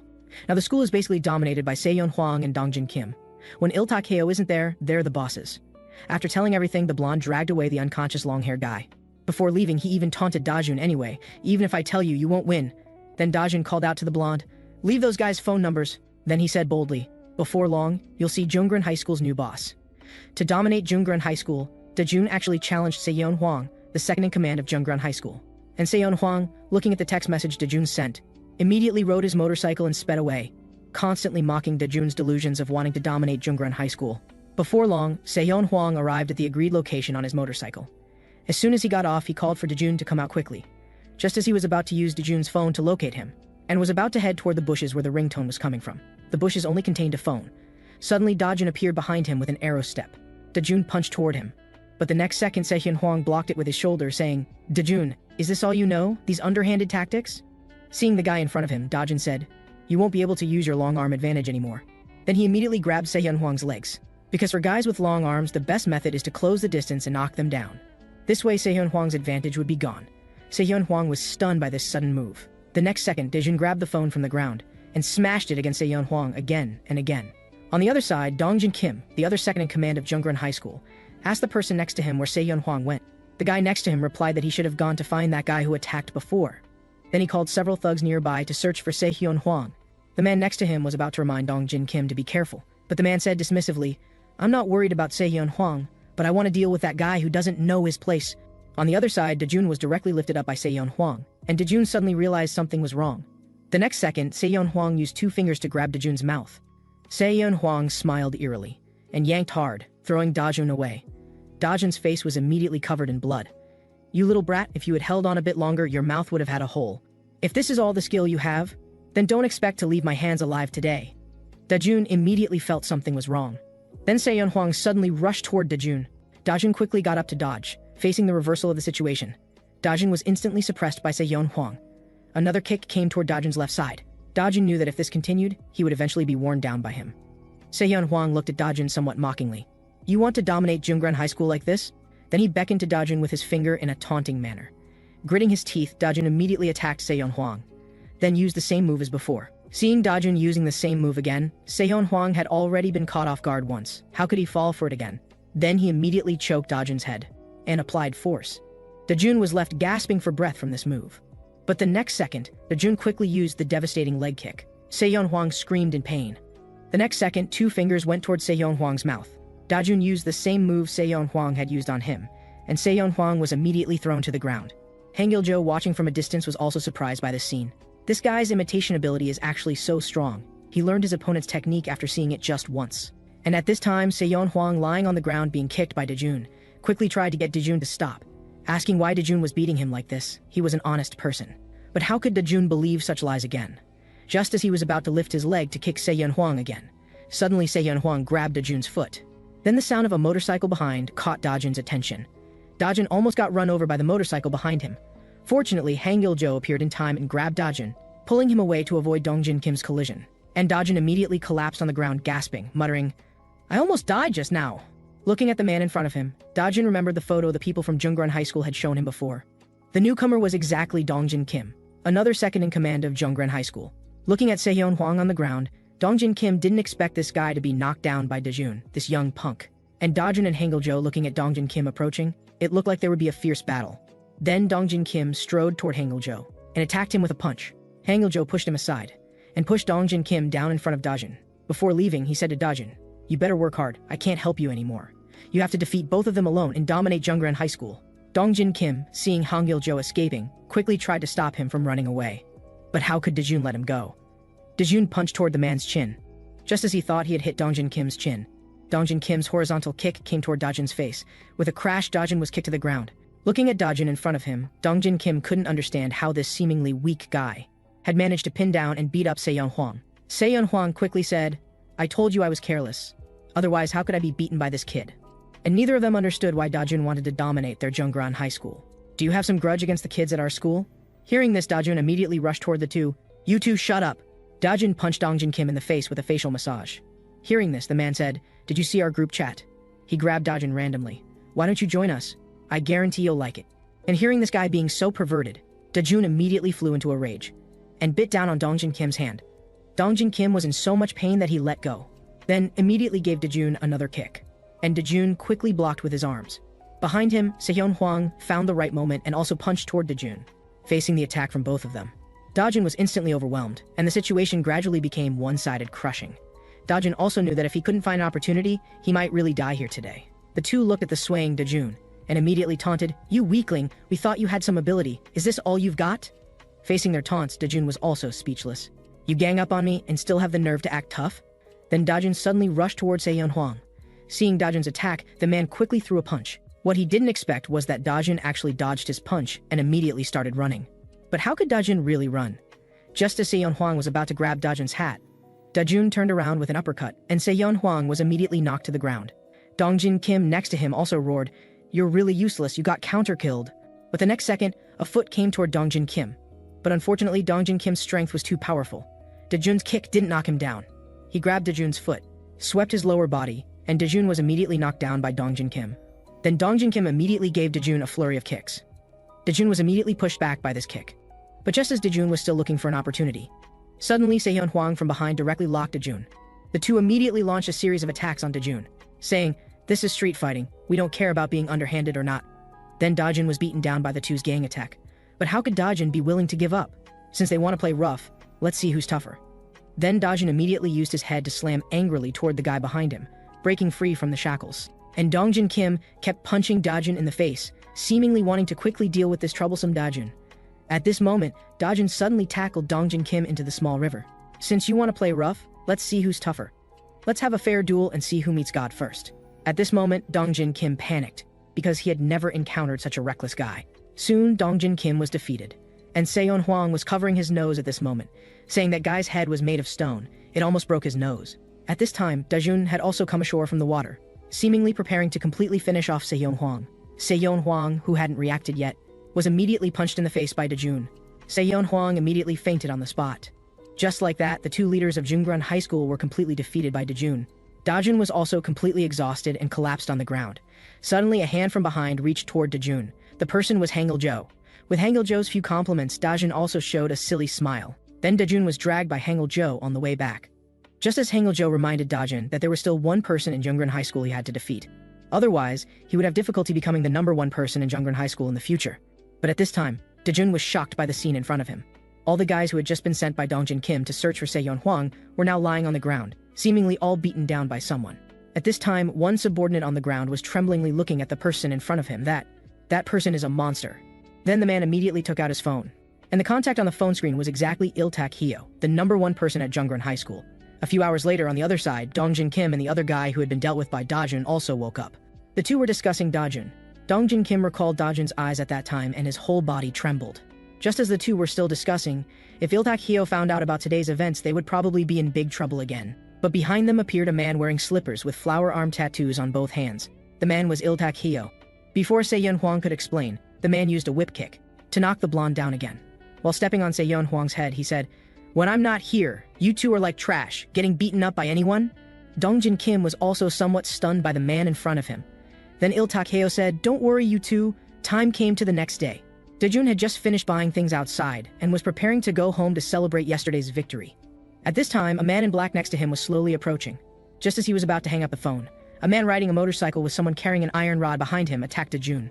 Just as the iron rod was about to hit Dajun's face, Dayup Cha appeared in time and used his hand to block it for Dajun. Seeing their failed attempt, the two immediately wanted to drive away. The guy with the iron rod behind was about to remind the motorcycle rider to watch the road. Then a street survival manual was thrown at the man's head. Then the two were knocked to the ground. The person was Hangul-jo. Hangul-jo stomped hard on the guys on the ground, and they were low-level thugs from Jungran High School. Then Hangul-jo gave them a fatal blow. "Dajun, watch carefully. It's useless that you defeated a few small leaders of Jungran High School. You must take down the top boss. And when fighting, once you start, you must cut through the mess quickly without leaving future troubles. This is what I emphasized before. If you hesitate, you'll pay an extremely heavy price later, just like today's events will happen frequently." On the other side, Il-tak Hyo, the boss of Jungran High School, received a phone call, asking if they had already captured Dajun. But what came through the phone was Dajun's voice. Dajun said, "Stop playing these little tricks. Since we're going to fight, let's have a one-on-one duel. I, Dajun, will sweep through Jungran High School." Hearing this, Il-tak Hyo became interested. No one had ever dared to challenge him. Dajun was the first, and Il-tak Hyo brought a bunch of subordinates behind him. He seemingly didn't care about this 1v agreement at all. What Dajun didn't expect was that the man he had to defeat tomorrow was exactly one of the people who had bullied him before. Time turned to evening. Arriving at the agreed location, Dajun began questioning the thugs in front of him, and the thugs in front still mocked, saying Dajun was really an idiot to actually dare come alone. Before Dajun could finish speaking, the man picked up a wooden stick and attacked Dajun. Suddenly, a large hand grabbed toward the man's face. Hangul-jo grabbed the man's head and threw him hard, making the man do a 360-degree spin and fall to the ground. Hangul-jo said, "You scoundrels really don't follow the rules." And several thugs, seeing the man in front of them, immediately panicked, because this man had once single-handedly knocked down dozens of people from their Jungran High School. Then, under Hangul-jo's leadership, Dajun and his group walked into the thugs' encirclement. Hangul-jo looked at the guy sitting in the chair and said, "Is this the guy? Hey, that boss, let's not waste each other's time. Our people won't interfere. How about you and him have a one-on-one duel?" Hearing this, Il-tak Hyo laughed. "Do you think I'll obediently listen to you, trash?" But the next second, Hangul-jo's words immediately made Il-tak Hyo break down. Hangul-jo said, "Are you so afraid of one-on-one because you're scared of losing and not being able to hold your head up in front of your subordinates? Yeah. Losing would indeed be quite embarrassing." After hearing this, Il-tak-hyo gritted his teeth. Then Il-tak-hyo stood up and said, "Then I'll cooperate with you once today." Seeing this, Hangul-jo immediately accepted on behalf of Dajun. And Dajun, seeing Il-tak-hyo in front of him, was still somewhat worried, and asked Hangul-jo, "Brother Hangul, he's the boss of Junggran High School. Can I really win?" "Don't worry, every fight has the possibility of winning. Believe in yourself, you can do it. The key is whether you can grasp that possibility." After hearing Hangul-jo's words, Dajun immediately gained confidence. But suddenly the boss of Junggran High School said, "I was wondering who it was. Turns out it's stupid Dajun." Seeing the man in front of him, Dajun was also stunned. He's Il-tak-hyo? Dajun recalled his past encounters at school, being ordered around by those guys every day, getting beaten and scolded just for making one wrong step. And one of the perpetrators was him, exactly Il-tak-hyo, the boss of Junggran High School. And Dajun knew he had to win this fight, even if it meant being shattered to pieces. The scene comes to when Dajun first met this guy. Dajun knew this was a scumbag. That day, someone just bumped into a corner of their table and was beaten half to death by him. And he was also a good buddy who worked hand in hand with Doyen Lee. When he first saw Dajun, he very naturally joined the ranks of bullying Dajun. At that time, Dajun was too cowardly to resist and was often called to the rooftop by this group of scumbags, using cigarette ash to burn his hands and using him as an ashtray. And they would mock him without a care, beating Dajun whenever they felt upset. And at that time, Dajun's heart only had cowardice and fear. But this time he would never repeat the same mistakes, because he was no longer the waste who would only escape and fear. Dajun suddenly lifted his leg and rushed toward Il-tak-hyo. With a slap of a punch, Il-tak-hyo actually blocked Dajun's strike with his arm. Just as Dajun was about to use his leg to try to trip Il-tak-hyo, Il-tak-hyo took a step back and actually dodged Dajun's attack. Suddenly Il-tak-hyo jumped up and said, "Stupid Dajun, I've already seen through your moves." A leg swing kicked toward Dajun's face. Suddenly Il-tak-hyo grabbed Dajun's hat. It seemed Il-tak-hyo wanted to finish off Dajun with one punch. Fortunately, Dajun threw out his fist in time to interrupt his attack. Dajun knew that Il-tak-hyo in front of him was very strong, but only after fighting did he truly experience his strength. Suddenly Il-tak-hyo rushed to Dajun's front at extremely fast speed. Dajun hadn't had time to react yet. The man whooshed with a head lift. Suddenly his foot was like it had flash installed, instantly lifting to Dajun's head. A whip kick went toward Dajun's forehead. Dajun immediately fell to the ground. And Gaeung Hong on the side, looking at Dajun on the ground, asked Hangul-jo with some concern whether they should intervene.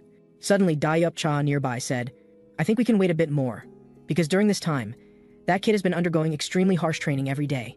He's not the kind of guy who would be easily defeated like this." On the other side, while Il-tak-hyo was still wondering if Dajun was already finished, suddenly Dajun rushed toward him. After being grabbed by Dajun, Il-tak-hyo quickly used an elbow strike toward Dajun's back. Dajun cried out in pain from this strike. Just like that, in front of the Junggran High School subordinates, Dajun tackled Il-tak-hyo to the ground. A straight punch went toward Il-tak-hyo's face. At this moment, Il-tak-hyo showed a surprised expression. He was actually being beaten by a guy he once considered trash. He quickly kicked Dajun away. Il-tak-hyo quickly got up and attacked Dajun again. Just as he was about to kick Dajun again, unexpectedly Dajun caught it. Dajun threw Il-tak-hyo down with a hard swing. The situation instantly reversed.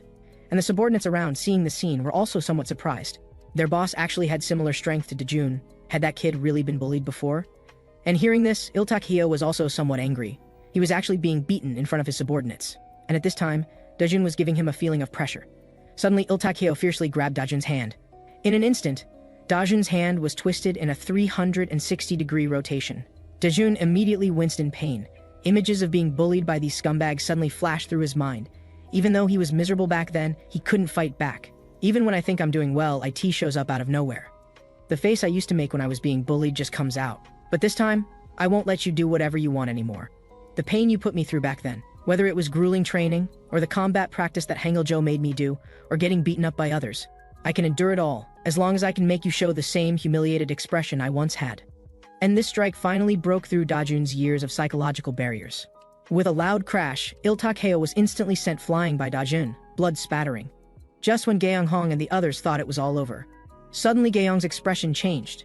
Il-tak-hyo actually locked Dajun's arm with his own, and said, "You bastard, how long do you think you can act tough? Really getting ahead of yourself." Dajun was also hurt by this move. Teak Kim and Seongbin Ha on the side wanted to rush forward to stop it, but were held back by Dayup Cha.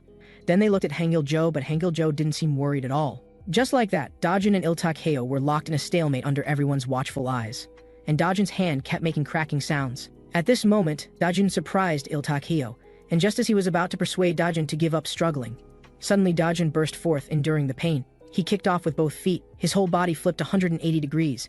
This scene stunned Il Tak-hyo. He never expected Dajun to break his shoulder lock this way. Dajun quickly pulled his arm free from Il Tak-hyo's grip. Before Il Tak-hyo could react, Dajun kicked toward Il Tak-hyo's face.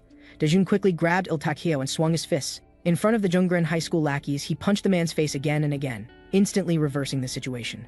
But just then, one of Jungran High School's lackeys actually kicked Dajun away, and the situation became chaotic. Members of Hang Il-jo's crew immediately joined the battle, taking care of the nearby thugs, while Dajun was surrounded and attacked by several from Jungran School. But at this moment, a foot viciously kicked toward one of the thugs beside Dajun. The kicked lackey asked Il Tak-hyo in confusion, "We're helping you, but you kicked me?" Then Il Tak-hyo said, "You guys are making me look bad. You don't think I'd lose to him, do you? Nobody here is allowed to move. I'll personally take care of this guy myself." Teak Kim and the others also stopped their attacks. And Il Tak-hyo kept taunting Dajun, "Don't think having a little strength now means you can beat me. After I take you down this time, you won't be able to use your hands to eat." As Il Tak-hyo spoke, he suddenly kicked viciously toward Dajun's face again. Dajun quickly blocked the incoming attacks with his arms. Il Tak-hyo attacked Dajun while taunting him. "You're naturally a disgusting cockroach. I absolutely won't allow you to crawl over me." But at this moment, Dajun punched toward Il Tak-hyo's face again. Il Tak-hyo still didn't seem to realize he was at the end of his rope, because from the beginning, he had been fighting evenly with this guy he once considered trash. If he didn't quickly defeat Dajun in front of his lackeys, then his status would be shaken. And these lackeys would doubt that he was no longer the predator at the top of the pyramid. Because even if his fighting skills were good, without followers it would all be meaningless. Il Tak-hyo burst forth toward Dajun again, still telling Dajun to get down on the ground and beg me for mercy. At this moment, the two rushed toward each other again. Both landed punches on each other's faces. Teak Kim, seeing the scene, quickly asked, "Hang Il-jo, when did Dajun reach this level? What exactly did you do?" Hang Il-jo said, "I didn't do anything special. I just taught him the basics of fighting. The reason he's improving so rapidly is because he can instinctively react." At this moment, Dajun was gradually gaining the upper hand. One punch, then another punch. Dajun knew he had to quickly find a way to win, because if this continued, he might really lose. Just as Il Tak-hyo launched another attack on Dajun, Dajun seemed to see the light of victory in his eyes. Dajun used his footwork, turned and dodged Il Tak-hyo's punch, under everyone's surprised gaze. Before Il Tak-hyo could react, Dajun turned again and threw a punch, landing heavily on Il Tak-hyo's face. Il Tak-hyo's eyes immediately rolled back, blood gushing from his face, just as he tried to counterattack again. Dajun's fist came toward his face once more. Dajun threw punch after punch. After several consecutive punches, Il Tak-hyo gradually began to lose consciousness to resist. Finally, with Dajun's uppercut, he completely knocked down this guy who had bullied him for so long. Looking at Il Tak-hyo lying motionless on the ground, Dajun's trembling hands told him it was all over. He had finally dealt with a nightmare that had haunted him for years. The Jungran School lackeys all showed expressions of disbelief, because that guy who seemed like a weakling had actually knocked down their boss. Members of Hang Il-jo's crew, seeing Dajun defeat the man, all showed expressions of surprise and joy. The nearby thugs, seeing this scene, quickly said, "What should we do? That guy actually defeated Il Tak-hyo." Another lackey said, "We outnumber them. Maybe if we all attack together we can take them down." Just as the Jungran School crowd looked toward Hang Il-jo again, fear in their hearts overcame courage, because this guy was really terrifying. Hang Il-jo said, "Are you guys all blind? Can't you see he knocked down your boss? If you still want to fight, you'll get taken out by him." Then Hang Il-jo whispered in Dajun's ear, "Kid, don't just stand there dazed. You're the one who defeated their boss. You need to show your presence and make these thugs afraid. Understand?" Then Dajun looked at the thugs in front of him and said, "You're all Il Tak-hyo's subordinates, right? Who gave you permission to stare at me like that? If you want to retaliate, be prepared to have your legs broken." The lackeys, seeing Dajun in front of them, immediately fled in panic, and Dajun finally breathed a sigh of relief. Hang Il-jo looked at Dajun and said, "Dajun, in my opinion, you were able to defeat that guy this time. Also because that guy still treated you like the same idiot from before, so he was careless from the start. Because he couldn't accept being defeated by someone he once considered trash. He was mentally affected. If he had treated you as an equal opponent from the beginning, your chances of winning would have been much lower. But anyway, congratulations on shedding your loser image." Dajun smiled foolishly upon hearing this. After the duel with Il Tak-hyo ended, new changes occurred within Jungran High School, with internal divisions beginning to appear. The girls who had been victimized in the group chat also took this opportunity to jointly report these delinquent students. Therefore, Jungran School convened a large-scale disciplinary committee. Dajun also took the opportunity to submit the evidence he had obtained from Dongjin Kim last time. Most of the delinquents received suspension punishments, while several main figures received expulsion. Seyeon Hwang, Dongjin Kim, Il Tak-hyo, and others would inevitably be sent to juvenile detention. But Il Tak-hyo had disappeared without a trace since his duel with Dajun. In any case, Jungran School, after being cleaned up by Dajun, had become a quiet and peaceful campus. Na Yoon even doubted if this was still the same school she had attended. Since then, Na-eun's mood had also become much happier, and Dajun, looking at the scene before him, felt everything was developing in a good direction. That evening, the scene in front of him left Dajun dumbfounded. Dayop stared at Dajun and said, "Of course we have to do this." With a bang, Dayop shot a confetti cannon at Dajun, and in front of them was a cake, celebrating Dajun's defeat of the Jungran school boss. But the next second, Dayop was hugging the cake and devouring it, muttering, "Little dummy, you beat a school's boss? How could we not commemorate such a touching moment?" Dajun, seeing Dayop wolfing down the food in front of him, was somewhat speechless. "I think you just wanted to eat cake." Teak Kim also handed Dajun a piece of pork belly from the grill. Teak Kim said, "Dajun, I was really shocked by you too. Although I haven't known you long, I didn't expect you to change so much in such a short time. I really think highly of you." Seongbin on the side also mentioned to Dajun, "With your current strength, you should be able to get proper revenge." Hearing this, Dajun fell into deep thought. Late at night, Dajun couldn't sleep no matter what. He quietly went to the rooftop alone. Just as Dajun arrived at the rooftop, he was attracted by a voice behind him. It was Hangul-jo, who said, "You've already gotten your revenge and become stronger as you wished, but you don't seem particularly happy. Is there still some problem?" Hearing this, Dajun couldn't help but fall silent for a moment. Then he said, "Although this was the first time I successfully got revenge on someone who bullied me, and it felt good. I've never had this kind of feeling before, but I also feel wronged. Even if I beat them beyond recognition, I still can't live a beautiful life with my family or have an ordinary school life. No matter how much revenge I get, it seems I can't go back to the past, so I feel too wronged." Hearing this, Hangul-jo said, "So you want to give up on revenge like this?" No, I still want to get revenge on those bastards." Hearing this, Hangul-jo patted Dajun's head with his hand. "Why are you sighing about life here like you've settled everything? Is your revenge over, brat? Are you afraid that after getting your revenge you'll continue living neither like a human nor a ghost? Don't worry, after you finish your revenge, I'll make your damn street life rich and colorful. Just trust your big brother." Hearing these words, Dajun was moved, and Dayop, hearing their conversation, seemed to have some thoughts in his heart. The next day arrived. Just as Dajun was about to go out to work, Dayop stopped him and said, "I already asked for leave for you, you don't need to go today." Hearing this, Dajun was somewhat stunned. Seeing the somewhat dazed Dajun in front of him, Dayop quickly said, "Stop talking nonsense and come with me. Let's have a good time today." So the members of Hangul-jo's family, led by Dayop, had a great day of fun. Time flew by, and Dajun had just left the KTV. This day was the first time since leaving home that he felt the kind of happiness similar to being with family. Perhaps for him now, the current members of Hangul-jo's family could really be considered his actual family. But at this moment, a voice behind him interrupted Dajun's fantasy. The person was actually him, Dajun's father. "Have you ever experienced being beaten by your parents as a child for poor grades? The boy in front of us was beaten 9 times in 3 days, just because his grades weren't as good as his brother's. Every time the man disciplined the boy, he would say, 'Don't say you're my son when you're outside,' calling the boy useless. After being disciplined, his mother would apply ointment to him, saying, 'Dad hits you for your own good, because he loves and cares about you.' The boy believed his mother's words completely, determined to study hard and improve every day, and all this effort was just to meet the man's expectations. Hard work paid off, and the boy achieved good grades. That day, the boy brought his report card, full of hope that his father would praise him like he praised his brother. But the man just sighed deeply and said, 'Even though you're real brothers, why is the gap so big?' Since that day, the man neither praised the boy nor hit him. The man no longer asked about the boy's studies and grades. After that, for a good period, the boy thought it was great not to get beaten. But after that, the man never asked about the boy's affairs again, whether it was things at school or the boy's troubles. As long as it concerned the boy, he chose to ignore everything. The boy also became a forgotten person at home. The boy felt lonely. Even though he wasn't getting beaten anymore, why did his heart hurt more than before? But after the boy was kicked out of the house by the man for many days, the two met again.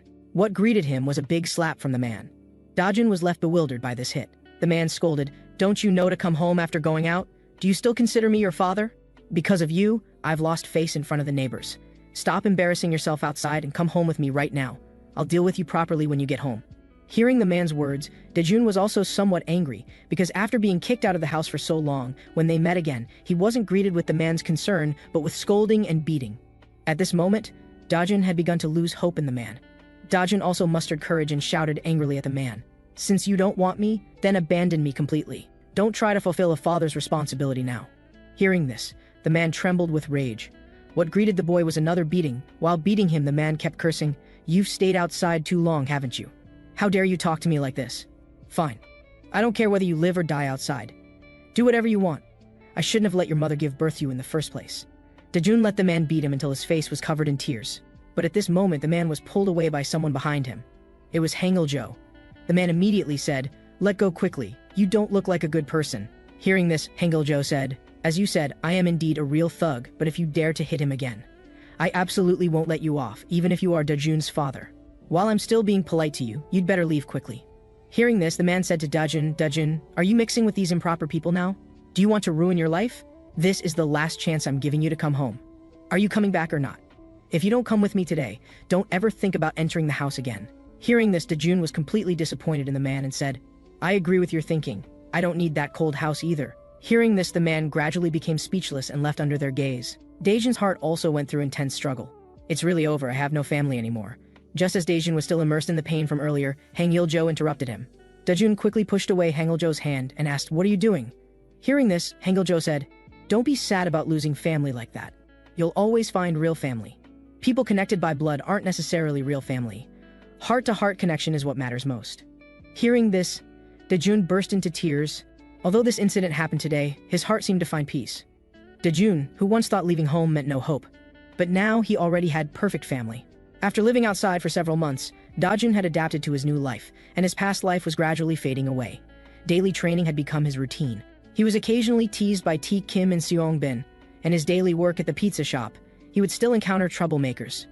But Dajun had become accustomed to this. He would habitually throw out the troublemakers. His daily life with the runaway from home crew was gradually integrating, although sometimes he would bicker with Dayop at home. Every afternoon he would train with Hangul-jo, and Hangul-jo, watching Dajun's rapid progress, also showed a gratified expression on his face. But Hangul-jo was still Hangul-jo. No matter how fast Dajun's strength improved, he could still knock Dajun down in one move. Seeing Dajun on the ground, Hangul-jo also felt it was time. "Should we start taking action? Begin your revenge plan." The scene shifted to a hospital. The life monitor kept making beeping sounds. ID badge hung on the bed rail. A critically ill man lay on the hospital bed. The man had a very deep wound on his forehead. But suddenly, the man opened his bloodshot eyes. Gasping for air, he sat up. The man was Doyun Lee, who had been pushed toward a truck by Dajun and nearly killed. News of Doyun Lee's discharge also reached his former partners in crime. Two people were discussing Doyun Lee, but a limping foot walked toward them. "Didn't I tell you to call everyone from Ujin High School? Why are there only you two?" Hearing this, the guy wearing a mask said, "Those guys don't want to come, afraid of causing more trouble." I was also beaten by Dajun. The rest were also severely beaten by Hangul-jo, so everyone's scared and doesn't dare come. You should just endure it.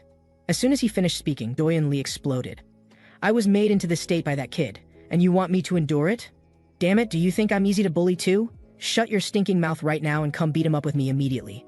The man grabbed by Doyun Lee also got angry. He quickly shook off the collar grabbed by Doyun Lee. But Doyun Lee was immediately knocked down by the man, and the air instantly froze. The man said, "Doyun Lee, in your current state, what can you do with that crippled leg?"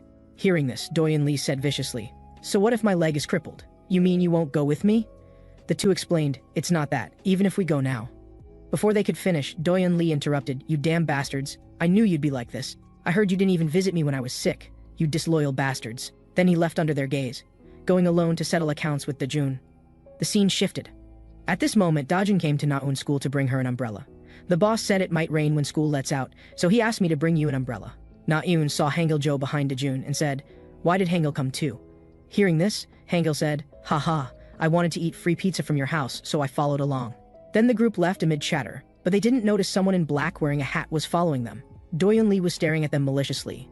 Doyun Lee had learned from the two people he questioned earlier that after Jungran school boss Il-tak Heo was defeated by Dajun, he disappeared without a trace. But Doyun Lee still didn't believe it. Just as Doyun Lee dialed Il-tak Heo's number again, the screen full of missed calls made Doyun Lee somewhat anxious.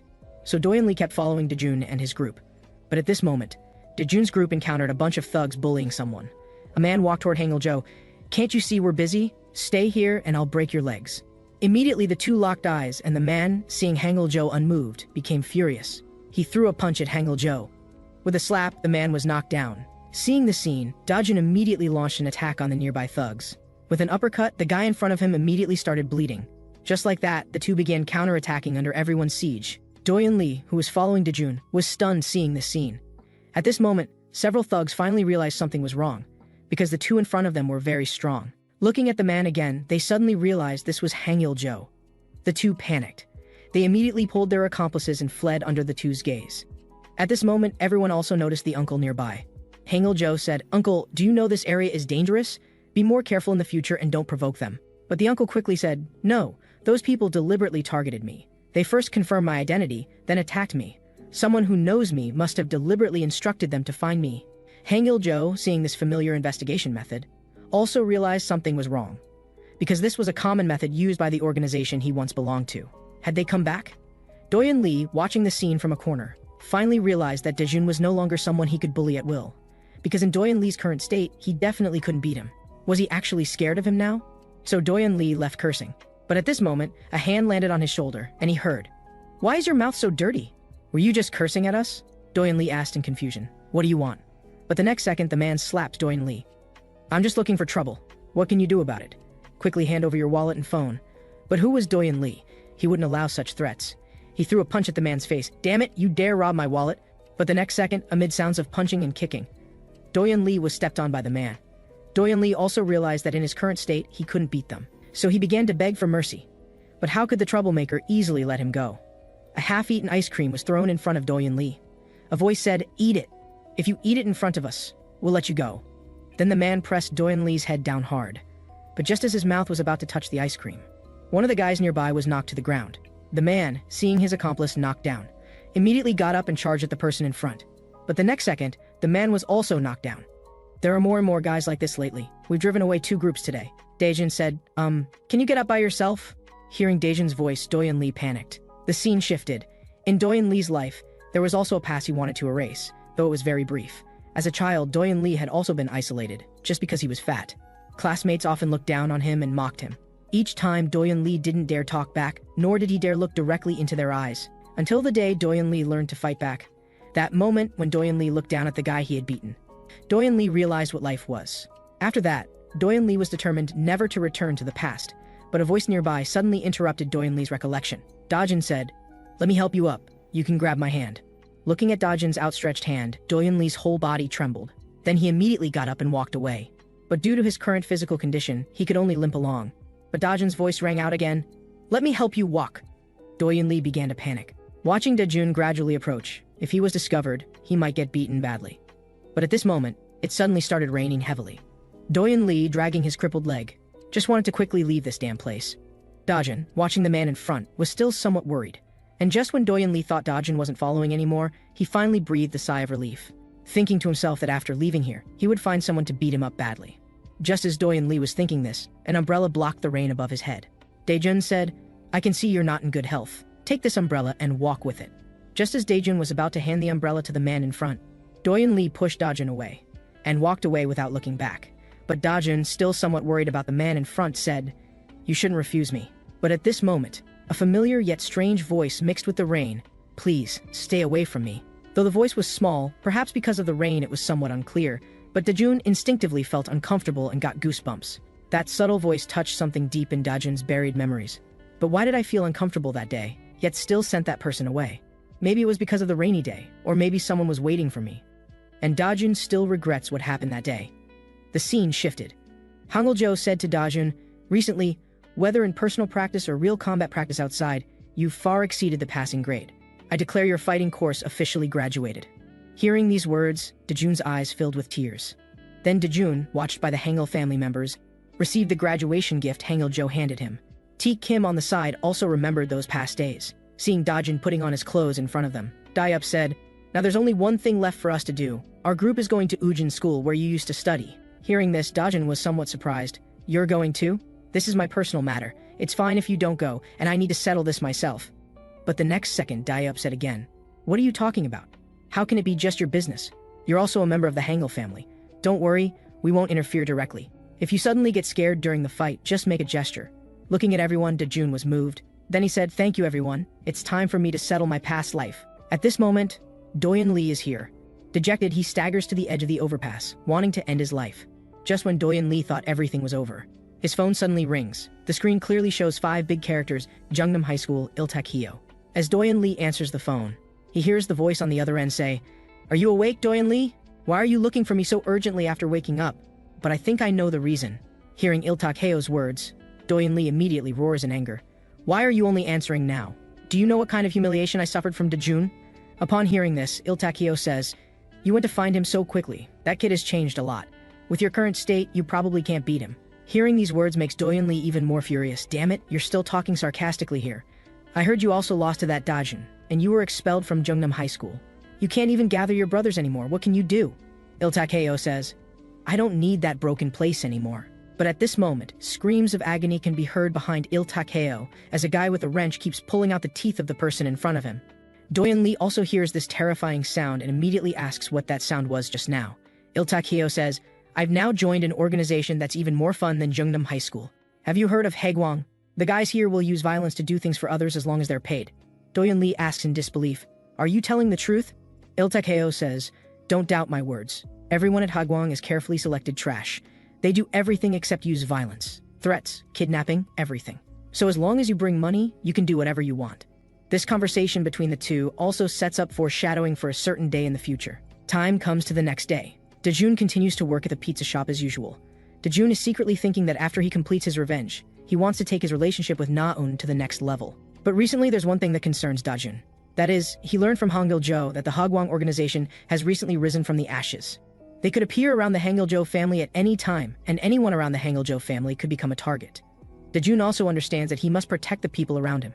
But as soon as Dajun arrives at the pizza shop and opens the door, he sees that the boss's hand is injured. Dajun immediately asks if it was done by those Haegwang people. But the boss hesitates and refuses to tell the truth, under Dajun's persistent questioning. It turns out the boss just accidentally fell while walking. Now the atmosphere between the two becomes awkward. After this questioning, Dajun goes to the changing room to prepare to change clothes. But two people appear in front of him. He sees Na-eun tying an apron for a blonde guy. Seeing Na-eun and the blonde guy's intimate actions, Dajun is dumbfounded. But the next second, the blonde guy appears in front of Dajun and extends his hand saying, Hello, I heard you're a year older than me. I'll call you Hyung. Just call me Songho. At this moment, Dajun couldn't be more unhappy, and frankly, I as the author also find him annoying. But even so, Dajun still has to, as a senior, take him to familiarize himself with the daily work of the pizza shop. Dajun also works very hard to show off his work abilities in front of his junior. But since it's Songho's first time working, he's still somewhat unfamiliar. Seeing this, Dajun immediately steps forward and tells Songho to go inside first. Then Dajun cleans up and hands a fresh cola to the customer in front, just when Dajun thought his senior abilities were being demonstrated. The next second, Dajun is dumbfounded, because Na-eun is comforting Songho. After Na-eun leaves, Songho takes out a pack of cigarettes and asks, Do you smoke? Then Dajun and he come to the back door of the pizza shop, and Songho says, Hyung, you're really amazing. Hearing this, Dajun immediately becomes smug and scratches his head saying, It's nothing. Dajun also asks why Songho started working part-time at such a young age. Songho says, Actually, I need money, because I'm considering whether to run away from home. Maybe for certain reasons. Hearing Songho's words, Dajun also understands that this guy must have many difficulties. But thinking about how he was jealous of him today, because he was afraid of his close relationship with Na-eun, Dajun instantly feels regretful. Then Dajun tells Songho about his own situation, that he also ran away from home, telling him not to think of running away from home too simply. Because living on the streets, dangerous things could happen every day. I advise you not to run away from home. But I also know you might have experienced many things, and I know there are always situations where you have no choice. To be honest, I can't use a firm tone to stop you from running away from home. Although I can't help you much, if you have any problems, you can always come to me. Hearing this, Songho thanks Dajun. Then while advising Songho not to run away from home, Dajun demonstrates a reverse smoking technique, acting deep. Time comes to the next day. Dajun is dumbfounded when he arrives at the convenience store.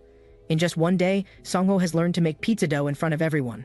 Then he finished the remaining work, and with his handsome face, he also attracted a bunch of customers to the store. The boss and Na-eun on the side also sigh that because of Songho, today's sales are very good. Then Na-eun walks forward and touches Songho's head. Seeing this scene, Dajun immediately becomes unsettled. He hurriedly rushes out under the gaze of the two. But just as Dajun comes to the door sighing that life is truly unpredictable, a hand pats his shoulder. He sees a guy in front of him panting and saying, Can you help me find a place to hide? I might lose my life if I'm caught now. Several thugs who rush out from the side see that the person has disappeared. They hurriedly scatter to search under Dajun's gaze. The man thus escapes disaster.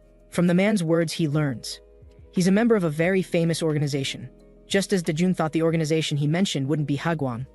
The man reveals, Have you heard of the Hangil-jo family? Hearing this, Dajun is somewhat dumbfounded. The man then talks endlessly to Dajun about previously beating up Jeong-cheon, and most ridiculously, the number of people involved was exaggerated to 1 against 100. Looking at this guy in front of him who uses Hangil-jo's name to show off everywhere, Dajun is deeply unsatisfied. But just as Dajun was about to ask why Haegwang would target the Hangil-jo family, several thugs who were just looking for the Red Hat Man appear behind them, and the leader says, So you're hiding here. Before the Red Hat Man can react, He's pinned to the ground and roughed up by two thugs, while the leader just stares at Dajun and says, "Who are you? Do you know him?" Dajun responds, "I don't know him," then asks if the guy in front is from Haegwang. The man says, "Good that you know, get lost." But the next second he gets punched by Dajun. Now the man is angry. Is this guy crazy? Why is he randomly hitting people? Then Dajun says to the red hat man, "Don't use our Hangul-jo family's name to deceive people everywhere." A thug on the side sees his companion and says, "This guy is the crazy one who bit Jeong-cheon at the abandoned factory before." The leader, hearing that this guy is from the Hangul-jo family, gets a bit scared and says, "Maybe we should retreat first." But the guy on the side says, "It's fine. This kid looks like a pushover. He's the weakest guy in the Hangul-jo family." He also mocks that Hangul-jo family members are just a bunch of trash who only know how to beg for mercy. Hearing this, Dajun immediately gets angry. Before the man can finish speaking, a left hook hits the man's face. The man is instantly knocked down. "You bastards are looking for death, aren't you?" The other two thugs, seeing this scene, immediately attack Dajun. Dajun uses his footwork to nimbly dodge the two's attacks. The next second, a leg kicks toward Dajun, who quickly blocks with both arms. Then, kicks the man in front of him, and punches another thug in the face. The fallen thug finally realizes he's no match for Dajun. He hurriedly starts begging him to let him go. The red hat man on the side is instantly shocked seeing this scene. He hurriedly gets up and tries to run. Before he can escape, Dajun stops him. Dajun also finds it strange. He just thought this red hat man was being targeted by Haegwang people because he was impersonating Hangul-jo family members. But from what those guys just said, they're not after you because you're from the Hangul-jo family. So why exactly are you being chased by Haegwang people? If you don't want to pay the price for impersonating us. The red hat man says, "Actually, I'm also from Haegwang." Hearing this, Dajun immediately prepares to fight. The red hat man hurriedly explains that he was betrayed by Haegwang people. Because after Jeong-cheon disappeared, the nearby Haegwang organization changed its business model. They no longer go to various shops to collect protection fees. Now Haegwang accepts commissions from others, taking money to do things for people. As long as it's something the underworld dares to do, they'll do it all. As for why I was betrayed by Haegwang, it's also because of that guy. Dajun sees the guy in front and immediately recalls, "Isn't this the person who was beaten before?" The red hat man looks at Dajun puzzledly and asks if he knows him. Dajun responds that he saved him before because he was being chased and beaten by Haegwang people. Hearing this, the red hat man says through gritted teeth, "It's probably related to him because he's my dad, and also a district official in this area." The scene shifts to the red hat man's memory. The district head's son ran away from home and joined Haegwang. He thought life would be very comfortable. But when he saw Haegwang members committing crimes, he realized this organization wasn't as beautiful as he originally imagined, but was very cruel. Just when he felt disappointed with this organization, he learned that someone actually paid Haegwang to commission them to use violence and threats against his father. Then, during the investigation of his father, they learned he was the district head's son, and Haegwang wanted to blackmail his dad and capture him as a hostage. He thought they would be family, but unexpectedly, Haegwang guys turned their backs on him immediately. So he figured since he was already being targeted, he might as well go all out and steal the money that commissioned Haegwang and run away. Dajun looks at the guy in front and says, "Then isn't your dad in a very dangerous situation?" The man says he doesn't care, but his expression betrayed him. So Dajun says to this impatient guy, "To be honest, I don't know what to say about topics regarding fathers. But regarding the topic of family, I do understand some things." So he says, "The people who truly care about you and worry about you are the ones you need to protect with your life." Hearing this, the little red hat angrily scolds, "You mean I should risk my life fighting Haegwang for that old stubborn man? He never considered me." Dajun explains to him, "Actually, your dad isn't what you think. After you left home, he's been looking for you. The reason he didn't recognize your current appearance is because the photo he showed me last time is different from how you look now. But I can clearly tell you that your dad is very worried about you and is indeed frantically looking for you. He asked me to tell you sorry when I found you." Hearing this, the little red hat immediately tears up. He should have known better than to run away from home and wouldn't have ended up being targeted by Haegwang people now. Looking at the guy in front, Dajun suddenly feels ironic. Because in these 2 days, he's met two guys. One is considering running away from home, while the other regrets running away from home. He then says to the little red hat, "Don't worry, I'll help you." Scene shifts. Jeong-cheon glares angrily at the Haegwang guys in front and says, "Just because I lost once, you want to kick me out of Haegwang?" But as Jeong-cheon keeps complaining, a hand from behind crushes him down. The person who came is Haegwang executive Gangrak Bae. Before Jeong-cheon can explain, Gangrak Bae says, "Do you know how much loss we suffered because of you alone? I told you before not to make things too big, and this time it's also because you unnecessarily provoked the Hangul-jo family that things got messed up." Hearing this, Jeong-cheon immediately gets angry and threatens the guy in front, saying if they just kick him out like this, he'll leak Haegwang's secrets. But the next second, he gets knocked unconscious by Gangrak Bae's punch. Then the man says, "Jeong-cheon, you've crossed the line. Want to leak secrets? Go leak them to the King of Hell." He then calls his subordinates to dispose of Jeong-cheon. Then another Hagwang executive, Jung Min-han, says, "You'd better be careful, you might expose yourself if you're unlucky." Hearing this, Gangrak Bae says, "I see you're not too worried about this matter either. Don't you also agree with us eliminating the Hangul-jo family?" Jung Min-han responds, "Of course. I personally witnessed their threat to Haegwang. Also, we just received a commission to eliminate the Hangul-jo family." But Jung Min-han puzzledly asks Gangrak Bae, "Why do you oppose the plan to eliminate the Hangul-jo family?" Gangrak Bae says, "I just think eliminating them isn't cost-effective. It's more cost-effective to use them. We can test them one more time. We can eliminate those guys anytime once we make up our minds. What they don't know yet is, I've already sent an undercover agent to infiltrate their interior." On the other side, at the pizza shop, Dajun is introducing In-hwan, whom he met today, to Song-ho. In-hwan also learns from Dajun that Song-ho wants to run away from home. He immediately starts dissuading him. "You absolutely mustn't do that. Going out is just suffering. None of those things you imagine exist." Then he points to Dajun and says, "Did this guy tell you to run away from home when you feel too tired? That's because he's from the Hangul-jo family. The Hangul-jo family is different from others. They never bully people, but the people who run away from home in this area are all trash." But the next second he says seriously, "If you really want to run away from home, then join Haegwang." Hearing this, Dajun is immediately dumbfounded, then starts arguing with the guy in front. "What the hell are you talking about?" In-hwan retorts, "You haven't lived on the street, so you don't understand the situation. If you want to run away from home and live well, you have to join Haegwang." At this moment, Song-ho interrupts them. "Is there really only that one way?" In-hwan asks Song-ho, "What's your real reason for running away from home?" Song-ho then talks about it. Actually, he once had a harmonious family, but his mother died in an accident, and his father was deeply affected. But in order to be happy, his father made many efforts. To give him a complete family, his father chose to remarry. The stepmother initially loved him like her own son, but the good times didn't last long. After his little sister was born, everything changed, and he became a redundant existence in the family. He would get beaten by his stepmother from time to time, and the stepmother also began to drive a wedge between him and his father. He wanted to explain everything to his father. But in his view, his father, who had been working hard all along, was only happiest when he was with his stepmother and sister. So he didn't want to break this happiness and decided to run away from home. Maybe without him, their family would be happy and harmonious. Hearing this, both Dajun and In-hwan don't know what to say, because you can't judge others without experiencing their hardships. So in Dajun's view, he actually can't advise from his position of having already run away from home. But he still says to Song-ho, if your father truly cares about you, he wouldn't want you to run away from home. Also, don't just think about your father, think about yourself too. After listening to Dajun's words, In-hwan also speaks up. Dajun's method is better. If the situation doesn't improve in the future, I have money I stole here. You can use this money to rent a place yourself. Hearing Dajun and In-hwan's words, Song-ho also lowers his head to thank them both. So Song-ho asks In-hwan Hyung about what you said about your father earlier. What do you plan to do? In-hwan answers, I'm still considering whether to fight Haegwang. Dajun thinks worriedly, maybe I should consider talking to Hangul Hyung and the others. But the next second Song-ho says, how about we go find the person who made the commission and ask him to cancel it? Hearing this, both of them are stunned. In the evening, Dajun prepares to say goodbye to the two. In-hwan asks why Dajun is helping them like this. Dajun says, since we're all people living on the streets now, why distinguish between you and me? And I think you two are both good people. Hearing this, the two smile.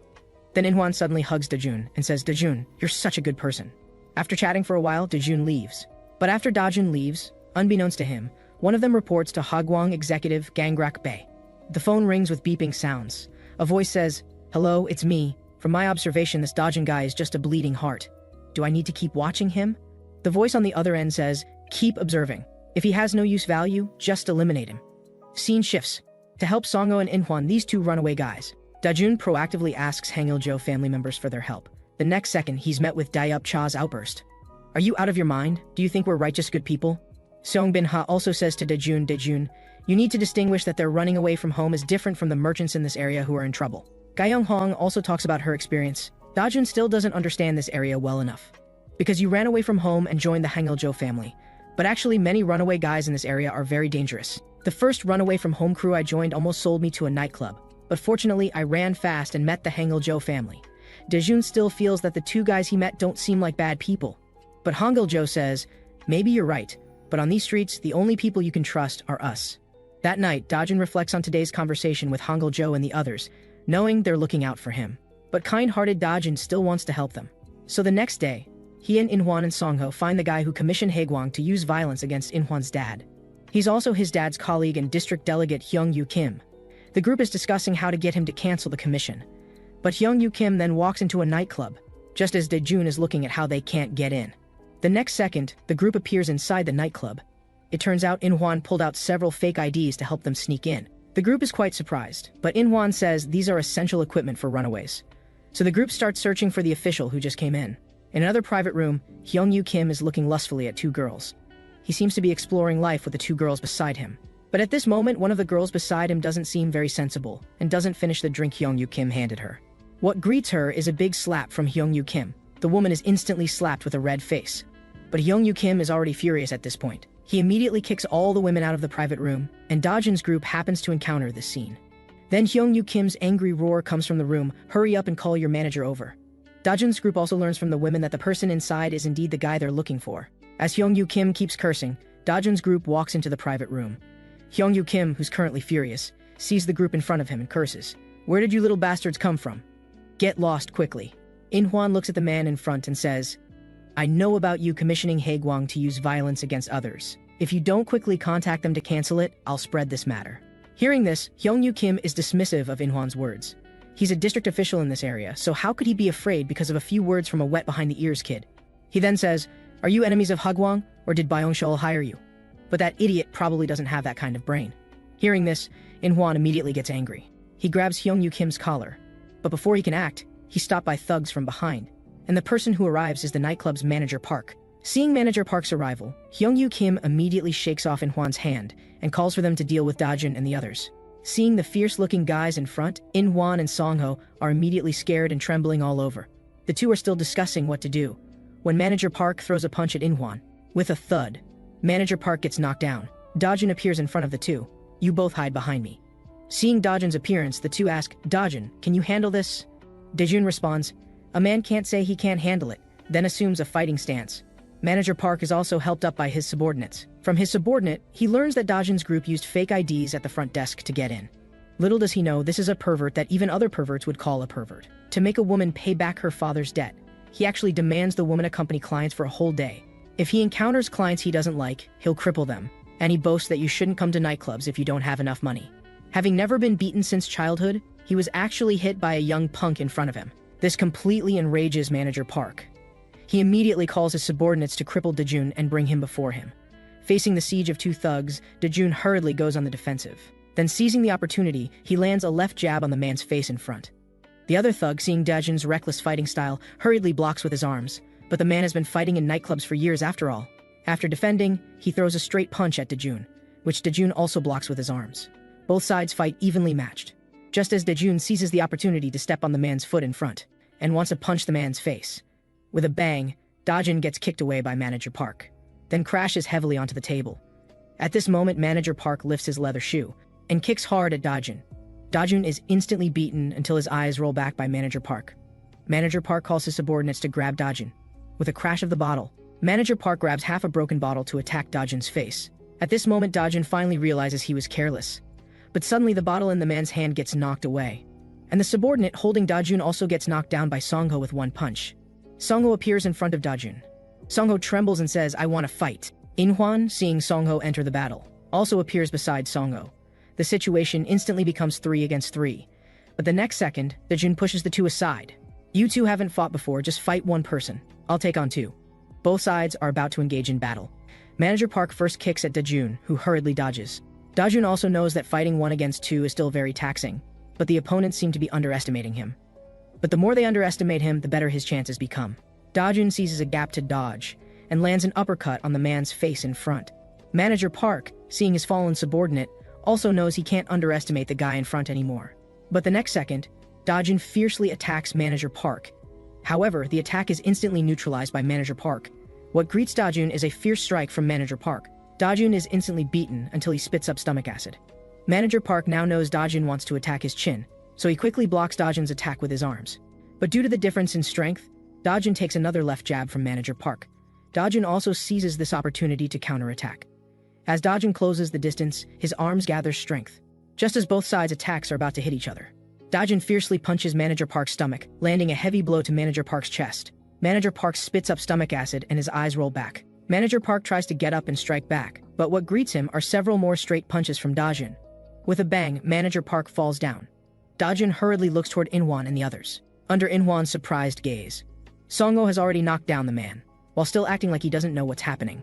Looking at this scene, Dajun is also deeply surprised. Whether it's part-time work or fighting, this kid can do so well on his first try. Then the group surrounds District Delegate Hyung-Yu Kim and starts interrogating him. But at this moment, Manager Park actually gets up from the ground again, looking vicious. Manager Park grabs a broken bottle and stabs fiercely at the group. Fortunately, Song-ho saves Dajun in time. Dajun immediately punches Manager Park hard in the face. Manager Park is completely knocked down, just as Dajun wonders where the blood on his body came from. He checks himself and finds no major injuries. But the next second, under the horrified gazes of the two, drops of blood fall from an arm. Song-ho has a bottle stuck in his back. With a thud, he collapses in front of Dajun and the other. Seeing this scene, In-hwan is instantly frozen with shock. Dajun hurriedly wakes him up, then calls for him to quickly take Song-ho to the hospital, while Dajun grabs District Delegate Hyung-Yu Kim nearby and starts interrogating him. Several hours later, arriving at the hospital, Dajun looks at Song-ho on the hospital bed and asks how he's doing. Song-ho says, "The injured area just keeps throbbing with pain." Dajun looks at Song-ho in front and says, "Song-ho, why did you block that for me when it was so dangerous?" Song-ho says, "Actually, I don't know either. I've always thought that. I can't even take care of myself, let alone others, but this time my body unconsciously blocked it for you." After chatting for a while, the two leave the hospital. Dajun looks at In-hwan in front and says, "This time the expenses must have cost quite a bit." In-hwan says, "Anyway, this money came from the commission client's deposit, so it's fine." Dajun looks at In-hwan in front and says thanks. In-hwan then asks about how he dealt with the guy in the private room. Dajun says, "I already learned from that guy that it turns out your dad found out he was embezzling the district council's budget. To warn your dad, he commissioned Haegwang to do this, after his confession. If he wants to cancel the commission, he needs to meet with Haegwang people and we have to go with him too." Both of them know this matter isn't that simple. But just in case, Dajun also got evidence of his corruption. In-hwan says, "Dajun, maybe I should go by myself for this matter. I don't want to drag you down anymore." Dajun says, "Things have come to this point. You can only trust me to the end now." At this moment, Dajun doesn't know that Hangul-jo is observing Dajun's every move from a corner nearby. Time comes to the next day. Inside the nightclub, Hagwang executive Jong Min-han arrives. He comes to a door. Inside the room lie several guys who were beaten down by Dajun yesterday. Then Manager Park starts reporting to Jong Min-han. At this moment, the voice on the other end of the phone also says to the man, "These guys' hearts are just too soft. Maybe this is the weakness of the Hangul-jo family." Jong Min-han says, "So what do you plan to do with Dajun?" Gangrak-bae says Haegwang doesn't need that kind of person, and Gangrak-bae seems to be waiting for a certain big fish to take the bait. At the same time, Dajun, In-hwan, and Hyung-Yu Kim also arrived at the agreed location. Seeing that Hyung-Yu Kim had brought them to this desolate wilderness, In-hwan immediately confronted him, asking if Hyung-Yu Kim was pulling some kind of trick. But Hyung-Yu Kim brushed him off, saying, "Relax, you have evidence of my corruption. I can't run away anyway, but you also need to keep your promise. Once I cancel this commission, you'll destroy the evidence of my corruption." Then the group arrived at the designated meeting spot. Hyung-Yu Kim went forward to find Gangrak-bae to cancel the commission, while Dajun and In-hwan hid nearby, watching everything unfold.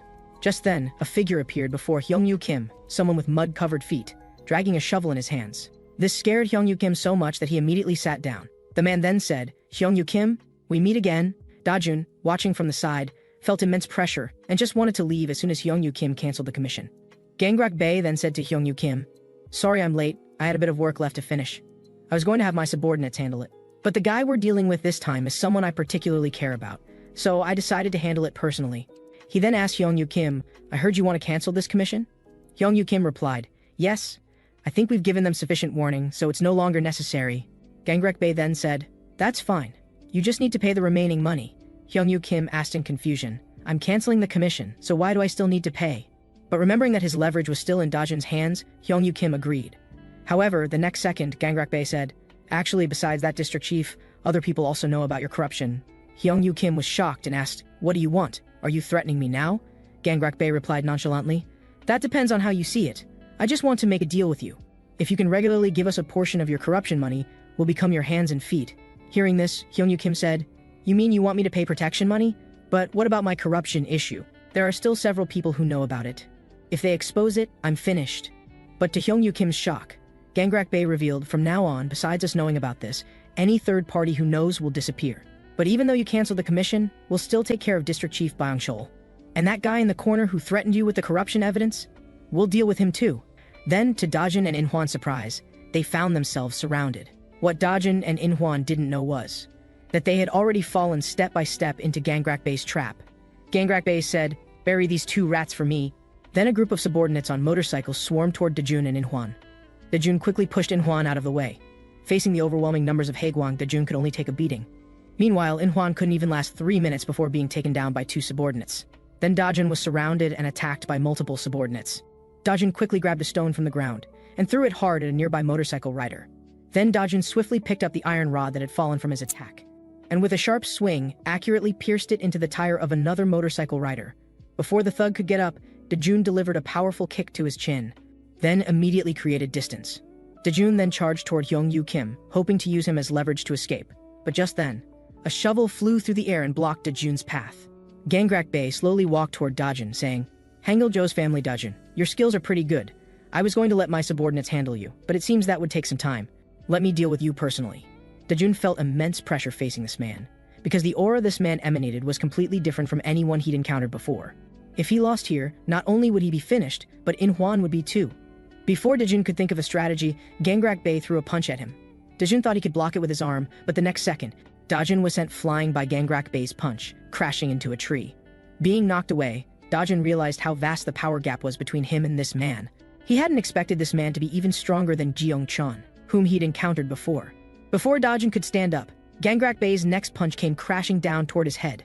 Dajun quickly dodged to the side, but with a cracking sound, Gangrak Bey's punch still landed heavily on Dajun's leg. Dajun's leg actually cracked, causing him to scream in pain. Then Gangrak Bey grabbed Dajun by the hair and dragged him forward step by step. What awaited Dajun was the fire pit ahead. Gangrak Bey said, "I'll get back at you one by one for what you and Hangil-jo's family did." And the burn scar on Gyeong Cheon's face. "Every time I see that guy's face, it breaks my heart, so I need to get payback from you." Just as the fire pit and his face were getting closer, the desire to survive suddenly exploded in Dajun's mind. Before Gangrak Bey could react, Dajun grabbed a burning log from the fire pit and threw it at Gangrak Bey. Then Dajun rushed toward the nearby shovel. Dajun grabbed it and said, "I can't just die like this!" With a clang, the two faced each other. Gangrak Bey had actually blocked Dajun's attack with his bare hand. Then, to Dajun's shock, he broke the shovel in half, then delivered another punch to Dajun's face. With a thud, Dajun collapsed to the ground. Seeing Dajun's will to fight even when facing death, Gangrak Bey had some different thoughts. "I was going to finish you off personally, but seeing you like this, I want to give you a chance. Join us at Haegwang. Of course, you don't have a choice now. I won't let you join Haegwang immediately, so you need to prove yourself." Then he had a subordinate throw someone from the trunk in front of Dajun.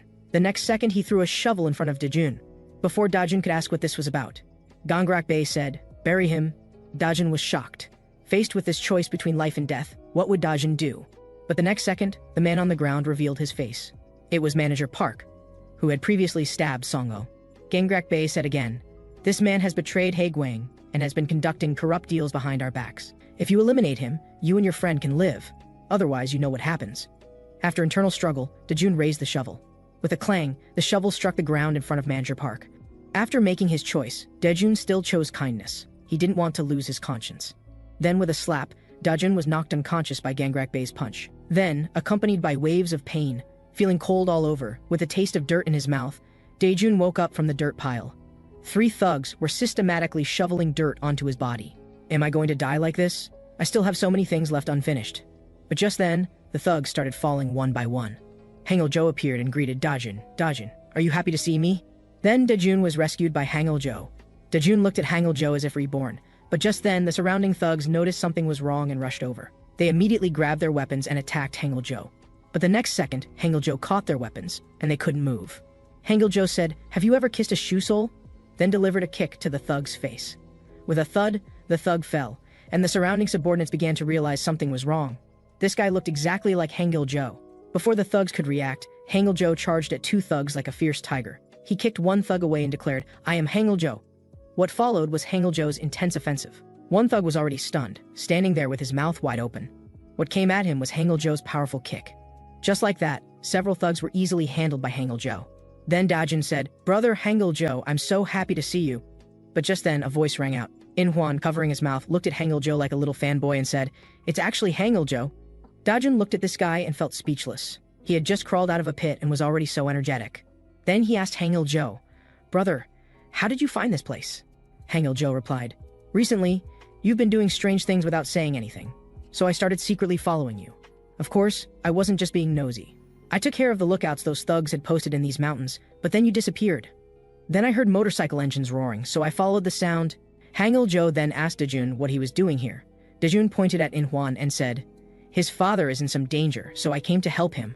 Then he asked, "Brother Hangil-jo, where did that big Hagwang executive and district official Hyung-yu Kim go? Did you defeat them?" Hangil-jo looked confused and said, "I didn't see any other guys when I got here."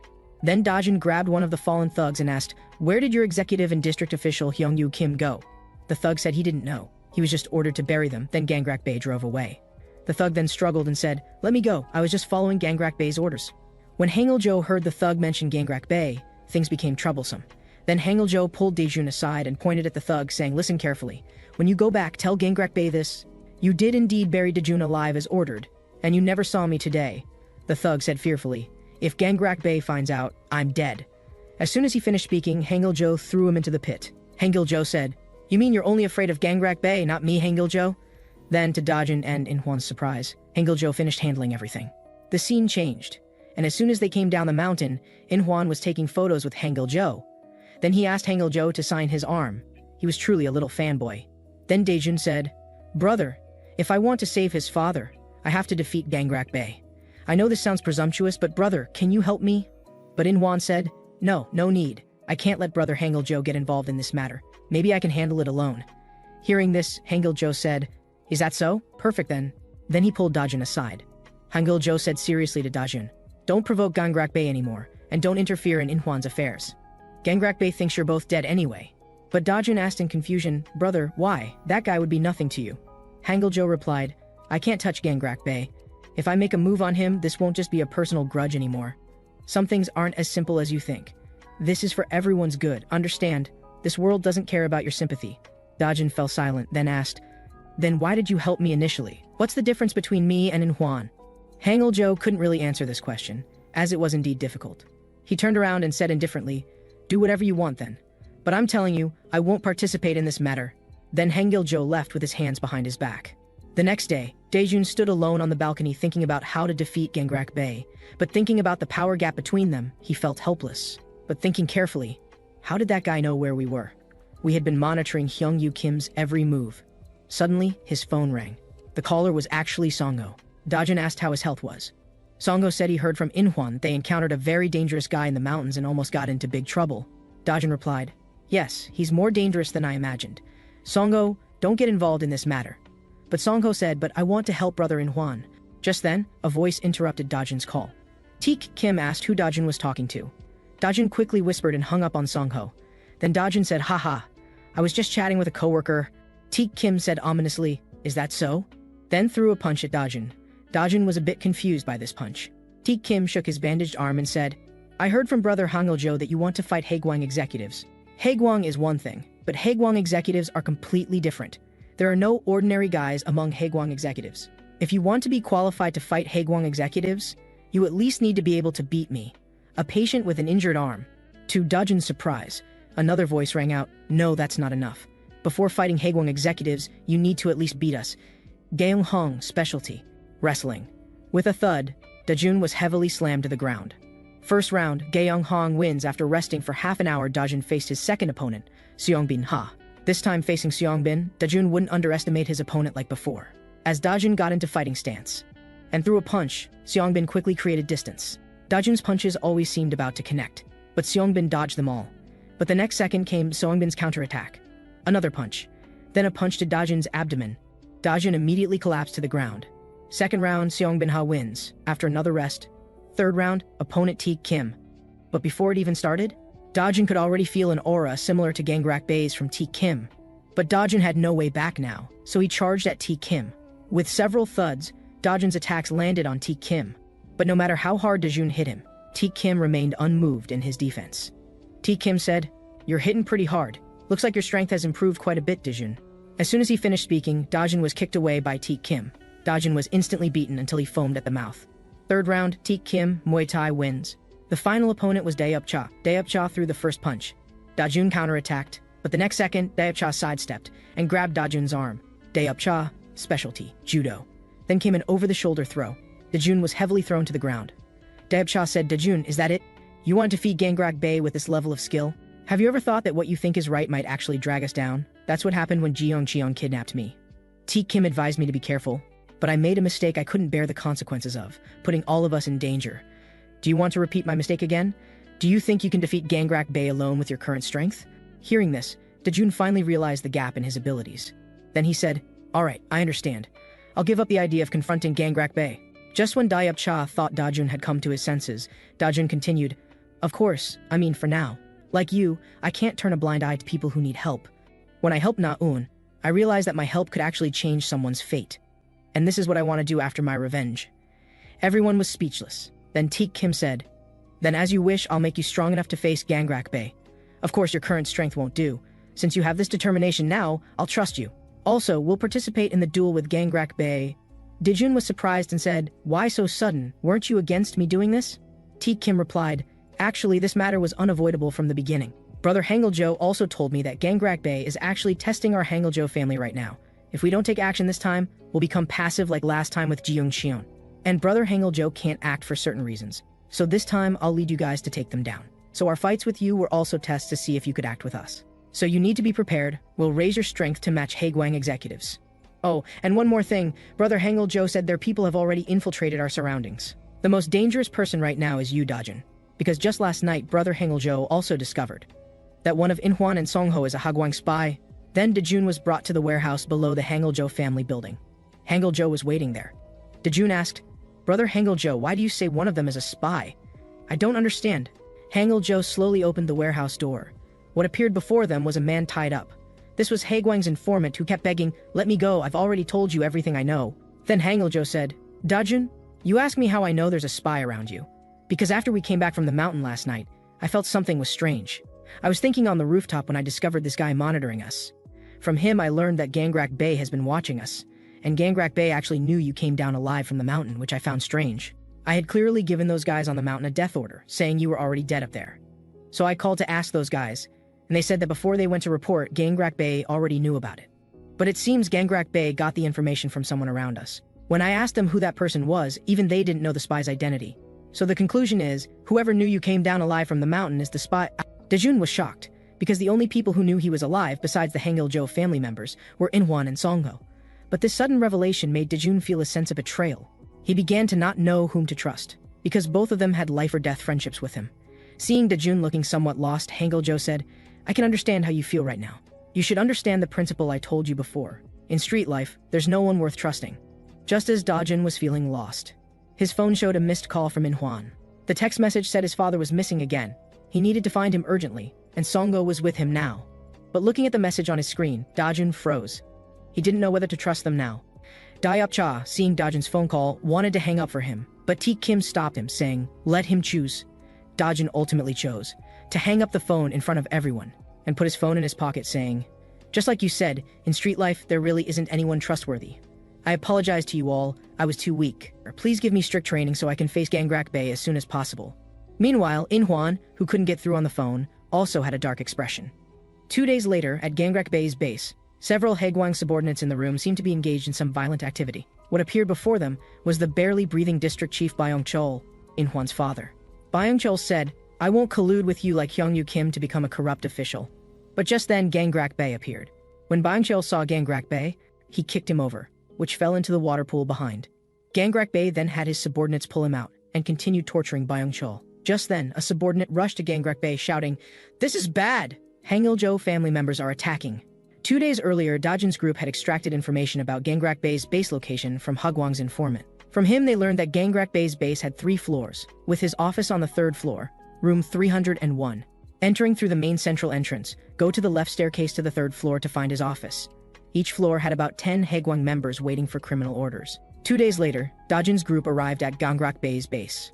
Dayap Cha, Seongbin, Dajun, Gayong Hong, and Teak Kim appeared before the subordinates. Seeing everyone approaching, several thugs also showed fierce expressions.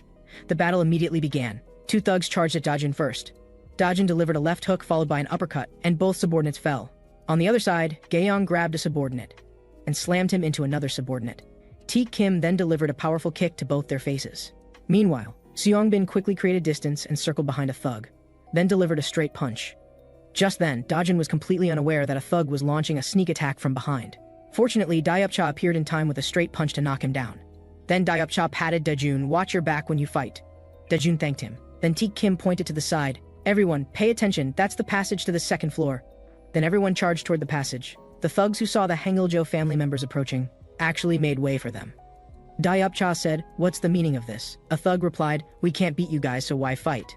Then he started begging, saying, "We're just Gangrak Bey's lackeys. If you want to find him, go directly." Teak Kim and Dayap-cha were speechless. Just as this thug was secretly pleased, thinking the Hangul-jo family was indeed naive. The next second, he got beaten up. This confused the thug. "Isn't your target Gangrak Bey? I even made way for you, but you still hit me?" Dayap-cha said, "I think you misunderstood. Our target isn't just Gangrak Bey. Our goal is to take down all of you." Then everyone knocked down all the thugs in front of them. Meanwhile, a thug grabbed by Seongbin's collar finally realized these guys were completely different from the rumors. Then everyone completely dealt with all the thugs on the first floor and headed to the second floor. At this time, in office 301, Gangrak Bey was watching everything through the surveillance room. Seeing that Hangul-jo himself hadn't appeared, he felt somewhat pleased. The group that had just reached the corner leading from the second to third floor saw that the staircase was blocked by debris. At this time, the Haegwang thugs on the second floor had already surrounded them. Just then, Teak Kim noticed that another staircase on the other side had people coming down. This meant the other staircase was clear. They needed to fight their way through from this side to that side. Then everyone charged at the thugs in front of them. But as everyone began attacking the Haegwang thugs, Dajun was fighting when the guy in front of him suddenly started running away. Several thugs nearby also retreated, seemingly not wanting to fight. Seeing these cowardly guys, Dayap-cha got impatient. "Why aren't you fighting? It's too late to run now." These thugs didn't seem to want to fight, but also didn't want to make way. Teak Kim finally realized that these guys were deliberately stalling for time. Then he called for everyone to quickly deal with the trouble in front of them. But just then, danger approached. Teak Kim's body was instantly slashed with dozens of cuts. Just as Dayap-cha turned to check on Teak Kim, a hand had already silently approached. A liver punch hit Dayap-cha hard. Dayap-cha was instantly beaten until he foamed at the mouth. What appeared before them were two extremely dangerous guys. Haegwang executive candidates, Bal Lee and Yeongnam Choi. The two walked toward the fallen Dayap-cha. Yeongnam Choi was about to attack Dayap-cha again. Just as Yeongnam Choi's attack was about to hit Dayap-cha's face, Dajun appeared in front of Dayap-cha and kicked Yeongnam Choi away. Then Dajun extended his arm to Dayap-cha and said, "Are you okay, brother? Let me help you up." The friendship between the two had grown stronger, and Dayap-cha acknowledged that Dajun's strength had improved. Yeongnam Choi, who had been knocked down by Dajun, gritted his teeth and said, "Give me 2 minutes. I'll finish them off." Then he charged at Dajun's group. Bal Lee nearby immediately called for the surrounding subordinates to swarm them. Yeongnam Choi continuously threw multiple attacks at Dajun. The highly threatening attacks created terrifying whooshing sounds as they struck near Dajun, but no matter how fierce the attack, if you can't hit your target, it's completely meaningless. Facing Yeongnam Choi's fierce assault, Dajun also began looking for the right opportunity.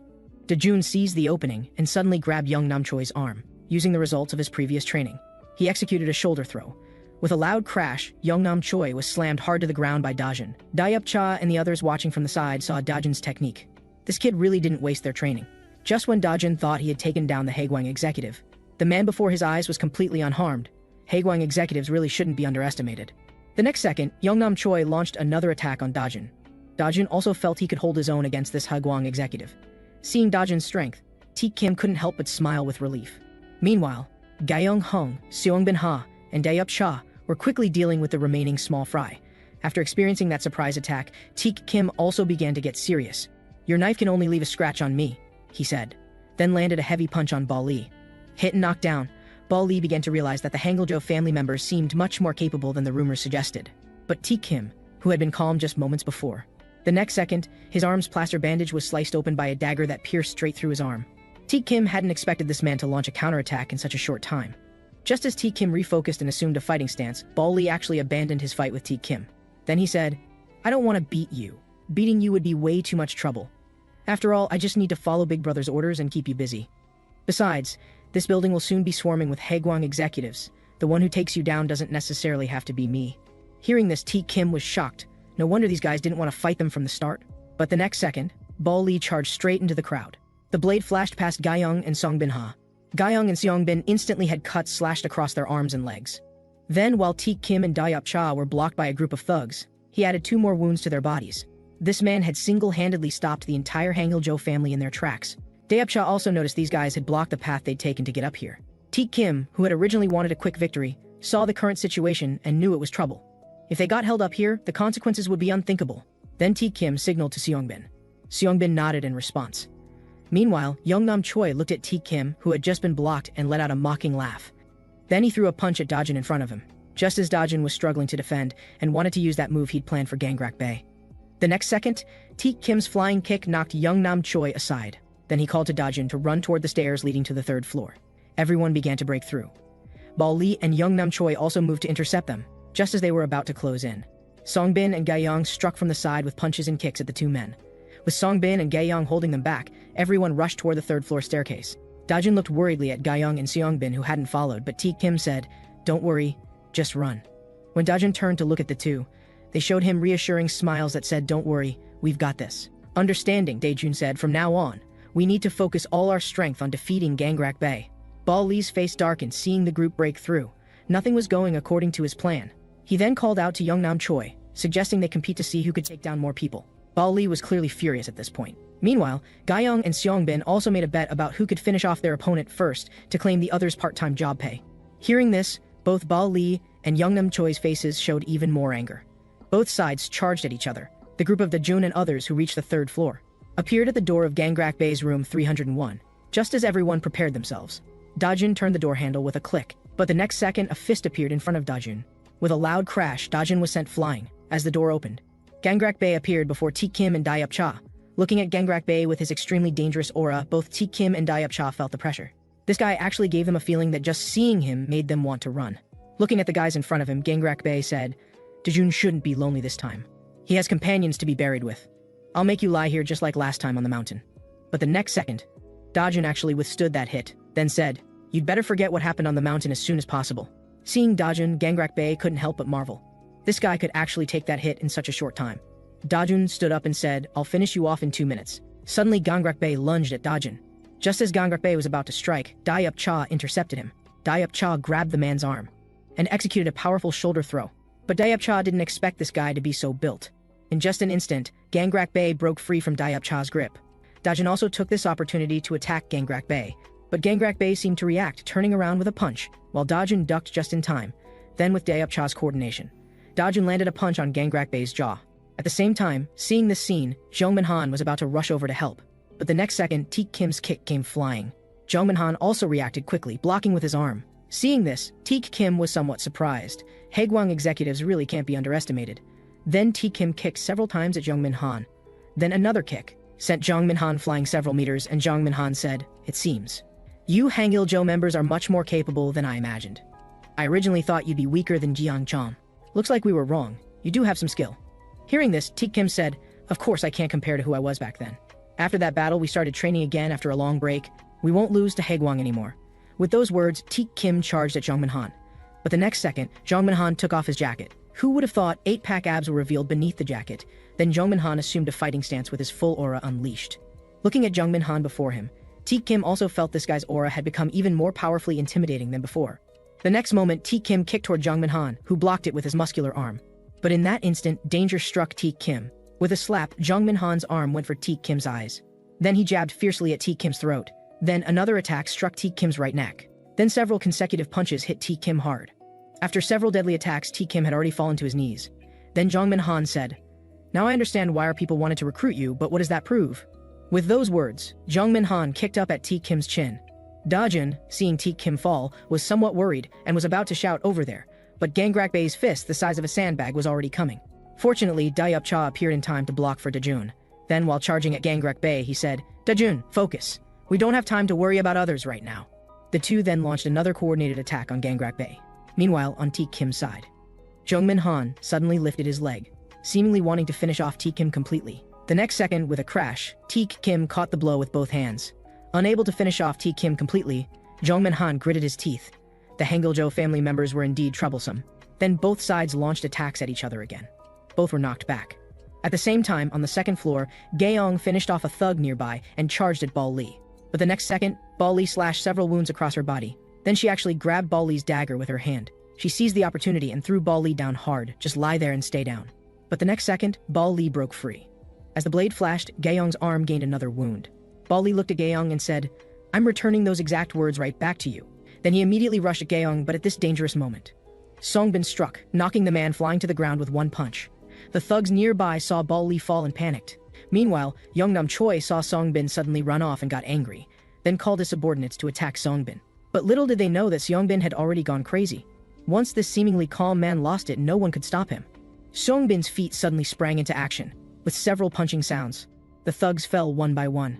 After dealing with the thugs, Seongbin put his shirt over Gaeong and said, "Gaeong, sorry I'm late, I'll quickly finish off these guys." This man was the second strongest fighter of the Hangil-jo family. Then Songbin charged fiercely at the Haegwang officials, Bao Li and Yeongnam Choi. Even under their combined attacks, he could still handle them with ease. Then he quickly knocked both back with 2 punches. Just as Seongbin was about to punch Yeongnam Choi again, Yeongnam Choi actually blocked the punch with his arm, then said, "I admit you punch fast, but your punches are too damn soft." With those words, Yeongnam Choi knocked Songbin back with 1 punch. With a crash, Songbin slammed hard into the door. Yeongnam Choi charged again with several heavy consecutive punches. He actually knocked Seongbin, along with the door, into the room. Then Yeongnam Choi strode towards Seongbin saying, "Is this all the Hangil-jo family has?" Hearing this, Seongbin said, "Is that so?" The next second, under Bao Li's horrified expression, Songbin landed an unexpected punch to Yeongnam Choi's face, instantly knocking him unconscious. Then followed with rapid consecutive punches to the man's face. With a crash, Yeongnam Choi fell to the ground. Songbin readied himself for battle again, saying, "Next." Seeing Yeongnam Choi fall, Bao Li got angry. "You Hangil-jo family really are the biggest obstacle in our Haegwang's path." Then he threw his shirt at Seongbin, and just as Seongbin's vision was blocked, with a swish, Bao Li had already slashed a wound on Seongbin. At this moment, the two fought like killing gods, attacking each other with punches and blade strikes. The next second, Bao Li was kicked flying by Seongbin, but unexpectedly. In just an instant, Bao Li managed to stab his dagger into the left side of Seongbin's body, causing Seongbin pain. Then Yeongnam Choi showed a twisted expression. "Feels good, doesn't it?" In just that instant, you adjusted your body position, otherwise that would have been fatal. "But next time I won't miss." Then he attacked Songbin again. Meanwhile, on the 3rd floor, Dajun and Dayupcha had already launched several rounds of attacks on Gangrak Bey, but Gangrak Bey continued to give the two the illusion that he was unbeatable. But the next second, Gangrak Bey struck both of them with 2 punches. Both Dajun and Dayupcha seemed to be getting tired. Dajun began to feel that if they continued this stalemate, they would definitely lose. He then called to Dayupcha, "I want to try that move brother Hangil-jo taught me. Can you buy me some time?" After understanding, Dayupcha immediately rushed at Gangrak Bey, then grabbed Gangrak Bey's arm and punched Gangrak Bey in the face. But Gangrak Bey said motionlessly, "That's it?" Then the two began trading blows to each other's faces. Seeing this, Dajun knew that if he didn't use that move quickly, Dayupcha would definitely fall first. He immediately rushed at Gangrak Bey, but just as Dajun was getting closer to Gangrak Bey, the next second, Dajun was kicked flying. This guy could actually counterattack Dajun while trading blows with Dayupcha. Dayupcha, now held by his collar by Gangrak Bey, seemed to be losing strength. The next second, Gangrak Bey raised his sandbag-sized fist and slammed it hard into Dayupcha's face. Gangrak Bey stared at the fallen Dayupcha like a beast. The next second, Dajun attacked Gangrak Bey again. But due to the size difference, another kick sent Dajun flying. Gangrak Bey looked at Dajun and said, "Don't worry Dajun, I'll send you to join him soon." Dajun was hurt by Gangrak Bey's kick, but the next second, to Dajun's shock, a pair of hands grabbed Gangrak Bey's feet, and that person said, "Hey Dajun, do you have time to worry about others?" Dayupcha suddenly locked Gangrak Bey's feet. Seeing this, Dajun was deeply moved. This guy really doesn't let people down. Just as Gangrak Bey looked at Dayupcha, about to finish him off completely, Dajun leaped up and attacked Gangrak Bey, instantly grabbing Gangrak Bey's head. A knee strike hit Gangrak Bey hard in the face. With a crash, Gangrak Bey was knocked down. Seeing this, Dayupcha looked relieved. Dajun had gotten into the mount position and roared, "You bastard!" Time went back to a few days ago, when Hangil-jo was teaching Dajun techniques. How can a small person defeat a large person? The answer requires only 3 steps. First, get the enemy down. Second, lock the enemy's arm. And the final step is to grab his hand and use all your strength to break it. As Dajun locked Gangrak Bey's arm, Dajun kept using all his strength to bend Gangrak Bey's arm with all his might. Gangrak Bey began to feel pain in his arm, just when Dajun thought he was about to break Gangrak Bey's arm. Unexpectedly, Gangrak Bey used his other hand to support the arm being bent. Instantly, Dajun was lifted up by Gangrak Bey. But the next second, Dajun kicked Gangrak Bey in the face. Gangrak Bey's arm immediately came loose. "You think you can destroy the Hangil-jo family? You can't touch anyone." As Dajun's body suddenly fell backward, Gangrak Bey's arm made a cracking sound. With the sound of bones breaking, Gangrak Bey instantly screamed in pain from this blow. Seeing this, Dayupcha was deeply relieved. His efforts hadn't been in vain. On the other side, Tae Kim, seeing the scene, couldn't help but mock Jong Min-han in front of him. But what he got in return was Jong Min-han's burst of laughter. Jong Min-han showed a disdainful smile and said, "You really don't understand Gangrak Bey at all. You're too underestimating Haegwang." With those words, he punched at Tae Kim. Although I look down on him, Gangrak Bey isn't just physically imposing. Even among Haegwang officials, he's considered a monster. The next second, the arm that Dajun had broken actually lifted Dajun up, just as Dajun was surprised that he had clearly broken his arm, yet he could still. The next second, with a crash, Dajun was slammed hard to the ground by Gangrak Bae. Seeing this, T. Kim desperately wanted to help Dajun, but the next second, he was sent flying. Jong Min-han said, "You dare get distracted while fighting me? In your current situation, you still have the leisure to worry about others' lives." Meanwhile, Dajun, who was locked onto Gangrak Bae's arm, was being slammed to the ground repeatedly. He had clearly heard the sound of his arm breaking. Why could he still exert force? The next second, Dajun was lifted again, and Gangrak Bae said, "So what if it's broken? Even with a broken hand, I can tear you to pieces." Then he threw Dajun hard into the room. Dajun was hurt by this throw. This guy's really fucking crazy. Just then, Dajun noticed there seemed to be a figure by the bathtub. What appeared before his eyes was actually a tied-up person. When Dajun stood up to look at the man, wasn't this man In-hwan's missing father Bang Chul? Dajun's mind flashed back to the message In-hwan had sent before. Could he have really misunderstood him? Doesn't this prove that In-hwan isn't a spy? Meanwhile, Gangrak Bae dragged his arm as he walked in, saying, "He's just a stupid guy. If he could obediently listen like the young Kim official I brought, we'd have a lot less trouble." Hearing this, Dajun glared at Gangrak Bae and said, "Gangrak Bae, is the spy Songo?" But Gangrak Bae showed a sinister smile. "In this situation, you still have the mind to look for spies?" Then he struck at Dajun. People about to go to hell don't need to know too much. With several heavy punches to Dajun's face. This guy was still so powerful with just one hand. Then came another sandbag-sized fist, slamming hard into Dajun's head. Dajun was gradually losing ground, and just as Dajun fell, Dajun was grabbed and lifted by Gangrak Bae with one hand again. Gangrak Bae suddenly pushed Dajun toward the bathtub. With a splash, Dajun was already grabbed by Gangrak Bae and put into the water, as Dajun's hands trembled, gradually losing strength. Just when Gangrak Bae thought he had completely finished off Dajun, he then threw Dajun into the bathtub. But the next second, a hand suddenly shot out from the bathtub. Dajun again locked Gangrak Bae's other uninjured hand. Gangrak Bae was shocked. He didn't expect this kid to still be alive. The next second, he grabbed Dajun's head again. At this moment, Dajun's eyes were fierce, as if he had already resolved to die. If only ruthless people can survive in this neighborhood, then it seems Dajun has become ruthless. And ruthless people aren't just those who do bad things. Having an indomitable spirit can also make you ruthless. With the sound of another arm breaking, "Your second hand, Gangrak Bae. I'm taking it too." Gangrak Bae immediately gritted his teeth in pain. Just as Dajun saw this move starting to work on him, having been in the water for so long, he couldn't hold out much longer. He had to find another way out. But just as Dajun was thinking he needed to quickly break this arm, Gangrak Bae actually lifted his right hand that Dajun had broken earlier and slammed it hard into Dajun's forehead. This blow also caused Gangrak Bae's right hand to be injured on top of injury. Then several more punches slammed hard into Dajun's head. Dajun's eyes began to roll back. His body gradually lost strength, and he let go of Gangrak Bae's locked left hand, just as Gangrak Bae was about to deliver a fatal blow to Dajun. Byung-cheol, dragging the chair he was tied to, rammed into Gangrak Bae. After being knocked down by Byung-cheol, Gangrak Bae looked viciously at him and said, "Are you fucking looking for death? Don't want to live anymore?" Then Gangrak Bae stomped viciously on Byung-cheol's stomach, and the chair was shattered by this stomp. Then another kick went toward Byung-cheol. "You think you can help him like this? Stop fucking daydreaming. Since you're so eager to go to hell, I'll grant your wish." Just as Gangrak Bae was about to lift his foot to attack Byung-cheol again, with a smack, Gangrak Bae's forehead instantly started bleeding. Dajun held the broken wooden stick and said, "Don't multitask. You still have unfinished business." Then he threw away the wooden stick. Gangrak Bae looked at the blood on his hand, somewhat dazed. Having never bled before, he was being repeatedly struck here today. As Dajun again sent greetings to Gangrak Bae, Gangrak Bae was completely enraged. The two charged at each other again. Meanwhile, on the second floor, Bal Li looked at the blood on his dagger with a sinister smile. Gaeong looked at the injured Seongbin with worry. Seeing this, Bal Li found it laughable. "What's the use of being good at fighting? You're still being dragged down by your teammate. This life deserves to be lost. I warned you long ago that useless people should be discarded early." With those words, Seongbin attacked Bal Li. Feeling Seongbin's attack, Bal Li didn't expect this guy to still have such strong fighting power despite being so badly injured. The next second, Seongbin charged at Bal Li again. "You'll regret what you just said." The two began fighting again. Seongbin's body now had several more wounds. Bal Li began to feel that Seongbin's punches were getting faster and faster. If he didn't have concerns behind him, I'd probably have lost already. As the two were fighting, Bal Li suddenly dodged and leaped toward Gaeong nearby. The next second, Seongbin blocked in front of Gaeong and took Bal Li's several attacks, then punched Bal Li back. Bal Li said, "For such a teammate, you can actually sacrifice yourself like this." Hearing this, Seongbin said, "So what? We're members of the Hangil-jo family. For them, I can unconditionally give my life." Then Bal Li attacked Seongbin again. "If that's the case, then I'll grant your wish."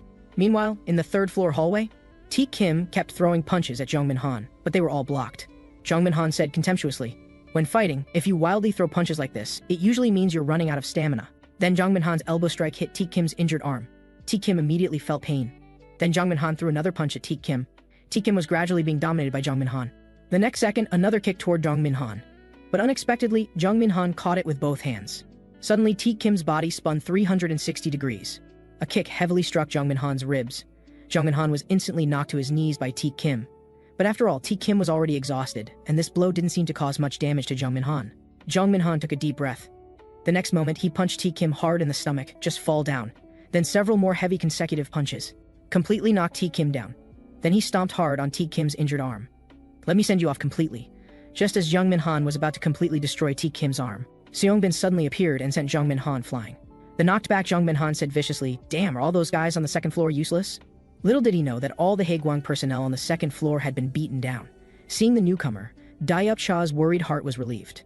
The knocked back Jung Min Han gritted his teeth looking at the newcomer. Nearby, Teak Kim looked at Seong Bin covered in knife wounds and asked worriedly, "Are you okay?" But Seong Bin said, "I'm fine." Hearing Teak Kim mention that the guy in front of them was Seong Bin, Jung Min Han was somewhat surprised.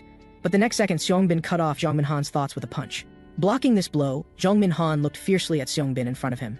But the next second, Seong Bin attacked Jung Min Han again, giving him no chance to react, and Jung Min Han was beaten back repeatedly. Then Jung Min Han counterattacked with a kick at Seong Bin, who quickly ducked to avoid it.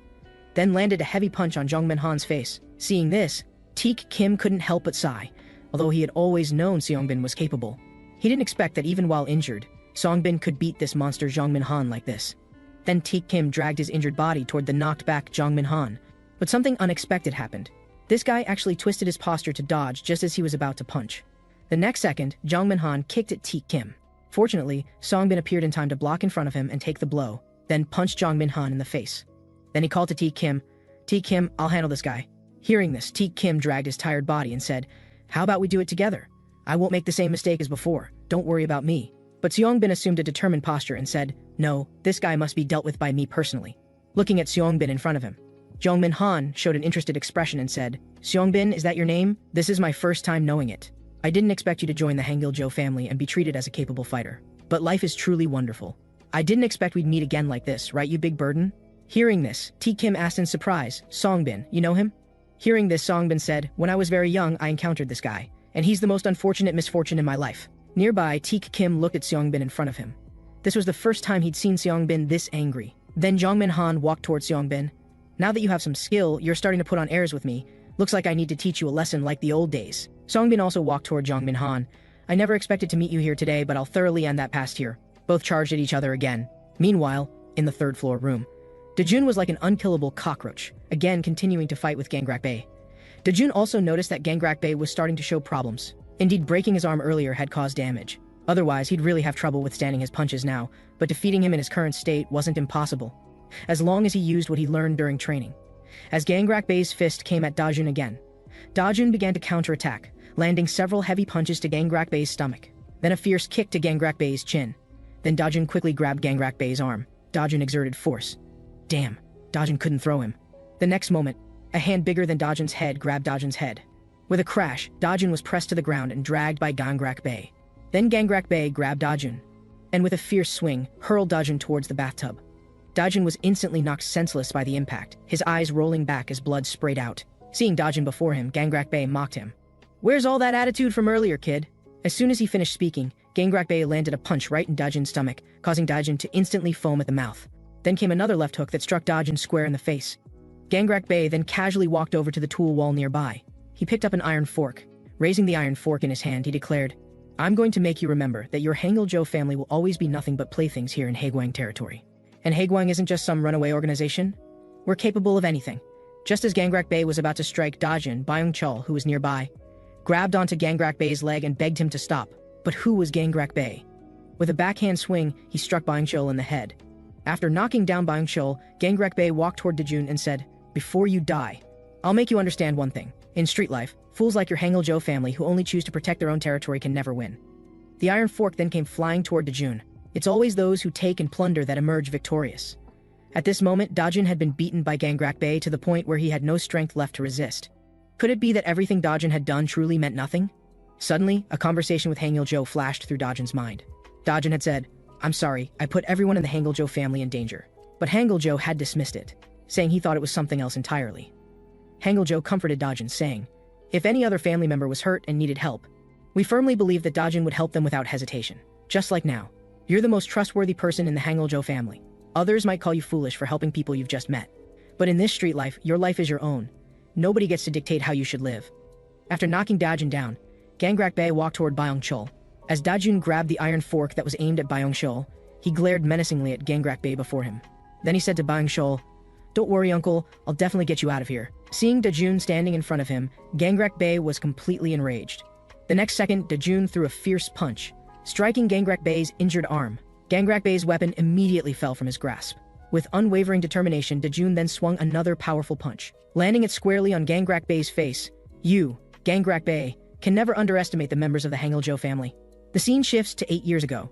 Seongbin was an orphan at that time, having grown up in an orphanage since childhood. Although the orphanage was very old and run down, the director still took meticulous care of them. There were friends who lived together there, and for someone who had been abandoned since birth, it was a very warm place. However, young Seongbin didn't really cherish that warmth, and one night he ran out alone. As Seongbin wondered why everyone could be so happy every day, when they were all orphans. Suddenly, Seongbin saw a bloodied figure collapse in front of him, and he encountered the person he should never have met in his life.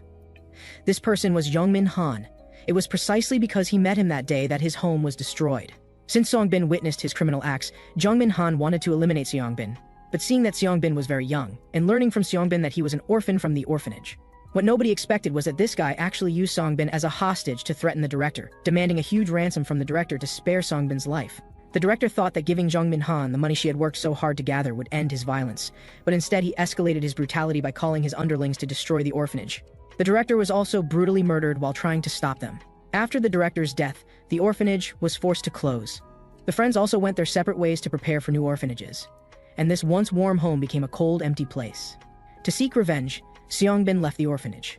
From that day on, Seongbin swore to get his revenge. The day he left the orphanage, Seongbin came to Jongmin Han's territory with a kitchen knife. He immediately charged at Jongmin Han, roaring, "Give me back my home!" But Seongbin was too small at the time. Before he could even get close, Jongmin Han stepped on him and taunted. I wondered who it was. Turns out it's that little brat from the orphanage. Jongmin Han took the kitchen knife and left a deep mark on Seongbin's forehead. Blood immediately flowed from Seongbin's forehead. After that, Seongbin went to find Jongmin Han several more times, but each time he was beaten black and blue. This is how young Seongbin lost his only home and became an orphan once again. Back to the present, Seongbin said seriously, Jongmin Han, I'll settle the score for the orphanage with you properly. He then threw a punch at Jongmin Han. Jongmin Han blocked the strike with both hands but said mockingly, after all these years, you really haven't improved at all. A useless guy like you needs to accept what he's lost. He then threw a punch at Seongbin, then raised his palm again to use that lethal move he had used on Taek Kim earlier. Taek Kim, who was helping Dayup Cha to his feet, saw the scene, and quickly warned Seongbin to be careful. Just as Jongmin Han's palm was about to strike Seongbin, Seongbin actually used his opening to dodge the attack, then landed a punch to Jongmin Han's stomach, followed by a series of angry punches. That broke through Jongmin Han's defense. You, Jongmin Han, owe me, and I'll make you pay me back with interest. Then came several more fierce punches to Jongmin Han's stomach. Finally, an elbow strike sent Jongmin Han flying and crashing to the ground. Taek Kim and Dayup Cha, seeing Seongbin knock down Jongmin Han, couldn't help but exclaim how awesome Seongbin was. Hearing this, Seongbin said, no, I'm still far from it. This guy won't go down that easily. Sure enough, the fallen Jongmin Han slowly got back up.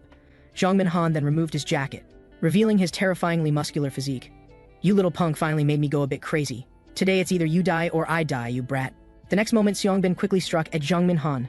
Both of their fists landed on each other's faces. Then it was punch after punch, landing on each other's bodies. At this moment, the two fought like mortal enemies, wanting to completely finish off the other. The two onlookers were somewhat stunned watching the scene. These two guys could actually fight this brutally. But Seongbin, due to his injuries from the second floor, was starting to fall behind Jongmin Han in stamina. Now when Seongbin's punches hit Jongmin Han, it seemed like Jongmin Han didn't even react. Seeing this, Taek Kim became somewhat worried, considering whether he should join the fight. But Dayup said, this is something Seongbin must do. We can't interfere, and with your current physical condition, going would only burden him. The next second, Jongmin Han kicked towards Seongbin's face. Seongbin's punches were now starting to miss Jongmin Han, and just as Jongmin Han sensed Seongbin's stamina was failing, he used all his strength to strike fiercely at Seongbin's face. At this moment, the struck Seongbin's mind suddenly flashed back to the first day he met Hangul-jo. It was because of that day that he had a new home again. And this time, he wouldn't lose it again. Just as Jongmin Han was surprised that Seongbin hadn't fallen despite being hit, Seongbin's punch, filled with conviction, landed heavily on Jongmin Han's face. Jongmin Han was completely sent flying by Seongbin's punch. and passed out. This time, Songbin had finally protected his family. Meanwhile, on the other side, Dajun suddenly exploded into action. Throwing a punch at Gangrak Bae, Dajun knew he had to move first, no matter how freakishly strong Gangrak Bae was. Only by taking the initiative could he have even a 1 in 10,000 chance of beating him. Then came a kick aimed at Gangrak Bae's forehead. With a loud smack, Dajun's kick connected with Gangrak Bae's face, while Gangrak Bae's punch missed Dajun. Gangrak Bae's already injured forehead was now hurt even more. At this moment, the way Dajun looked at him couldn't help but remind Gangrak Bae that he too had once been a member of a runaway gang. Back then, Gangrak Bae had truly believed they were family, but it wasn't long before he was betrayed by them. From that day forward, Gangrak Bae no longer believed there was any such thing as family on the streets. And it was on that day that he met the person who would change his life. This person was the founder of Haegwang. After joining Haegwang, Gangrak Bae did many illegal things, and also gathered a bunch of guys just like him. But seeing Dajun before him still believing in the idea of family on the streets was just too ridiculous. He then delivered a whip kick toward Dajun. Dajun quickly dodged Gangrak Bae's attack, just as Dajun seized the opportunity to strike at Gangrak Bae's face. Gangrak Bae also noticed this. The next second, Gangrak Bae actually quickly moved around to Dajun's front, then grabbed Dajun's collar, and violently headbutted Dajun's forehead. The caught-off-guard Dajun nearly passed out. Then Gangrak Bae assumed a powerful stance, and hurled Dajun several meters away. Dajun shakily got back up. Didn't expect this guy to be so strong and still move so damn fast. The next second, Gangrak Bae charged at Dajun again. Seeing Gangrak Bae's approach, Dajun could only use those methods Hangul-jo had taught him, using the surrounding environment to block his opponent's movements. Dajun suddenly spat a huge wad of phlegm at Gangrak Bae. But the next second, Gangrak Bae actually dodged it. So next would be using the surrounding environment to find a suitable weapon. But just as Dajun looked around and realized there wasn't anything useful nearby, Gangrak Bae was already charging at Dajun. With a knee strike, he sent Dajun reeling back. The knocked back Dajun also felt pain shooting through his arm. Gangrak Bae also approached Dajun step by step, saying contemptuously, "Looks like there's a problem with your arm." Then came another kick to Dajun's face. "Looks like it's fair now." Then followed several consecutive kicks that heavily struck Dajun's body. "Since both our arms are broken, that means you have no chance of surviving." He then heavily kicked Dajun to the ground. "I'm going to beat you until you're completely paralyzed." But the next second, Dajun, like an unkillable cockroach, shakily stood up again and said, "Can you do it, you mophead? We absolutely won't lose today." Seeing Dajun before him, Gangrak Bae was instantly furious. This guy was just like an unkillable cockroach, and the way Dajun looked at him made Gangrak Bae feel sick. At this moment, Dajun was just like his own foolish former self, believing in the family behind him. The next moment, Gangrak Bae threw a punch at Dajun's face, roaring, "Don't stare at me with those disgusting eyes." Then came another kick at Dajun. At this point, Dajun's body was gradually reaching its limit. If this kick connected, he would definitely be finished. Then Dajun burst with willpower, suddenly spinning his body to dodge the kick, and using the momentum from his turn. He landed a heavy punch on Gangrak Bae's chin. Looking at Dajun before him, Gangrak Bae couldn't help but say, "Damn it, what the hell are you persisting for, you little punk? Do you think the Hangul-jo family can last forever?" Hearing this, Dajun asked, "Do you have any trustworthy family in Haegwang?" Hearing this, Gangrak Bae said, "I don't need any." For Gangrak Bae, there were only two types of people on these streets, either the plunderers or the plundered. To him, family was all fake. But Dajun just smiled. "You don't, huh? Then you're definitely going to lose today." Just as Gangrak Bae charged at Dajun again, Dajun grabbed some water from the pool beside him, and suddenly splashed it at Gangrak Bae. Gangrak Bae was confused by this move. A guy who was about to be finished was still making these pointless struggles. Then Dajun quickly ran away, and picked up an iron pipe from nearby. Gangrak Bae also casually picked up a weapon nearby and said, "So this is your final trump card?" Hearing this, Dajun said, "Gangrak Bae, you entered street life before me, but you don't have brothers who are like family. Your luck is really terrible." Then Dajun raised the iron pipe and charged at Gangrak Bae. Hearing this, Gangrak Bae looked at the charging Dajun and said mockingly, "You're about to lose your life because of this." But Gangrak Bae, who had just been dismissive, was suddenly restrained by several people around him. Then Dajun said, "You, Gangrak Bae, being alone means you're destined to never win. The ones who will be victorious, who will survive, are destined to be us." Gangrak Bae immediately panicked, and Dajun's swinging iron pipe also struck heavily on Gangrak Bae's head. With a loud clang, Gangrak Bae fell to the ground. Dajun and the others, seeing the fallen Gangrak Bae, finally breathed a sigh of relief. Just as they were commenting that Haegwang's officers really weren't easy to deal with, they were also amazed by Dajun before them. Teak Kim looked at Dajun and said, "Dajun, your strength has improved a lot. You can defeat these Haegwang monsters by yourself. You really seem to have talent." The next second, he jokingly said to the fallen Dayup, "Dayup, you won't have a chance to make Dajun do your laundry anymore." Dajun looked at everyone and sighed, "Good thing everyone's okay." But then he remembered that Inhwan's father had really been taken and that Inhwan hadn't been lying to him. As Dajun looked around, he discovered that Inhwan's father was nowhere to be seen. He then asked T. Kim and the others if they had seen an older man, but they said confusedly that they hadn't seen the person he was talking about. Dajun then went to the third-floor hallway, the second-floor hallway, the first-floor hallway, but he didn't see In Hwan's father anywhere.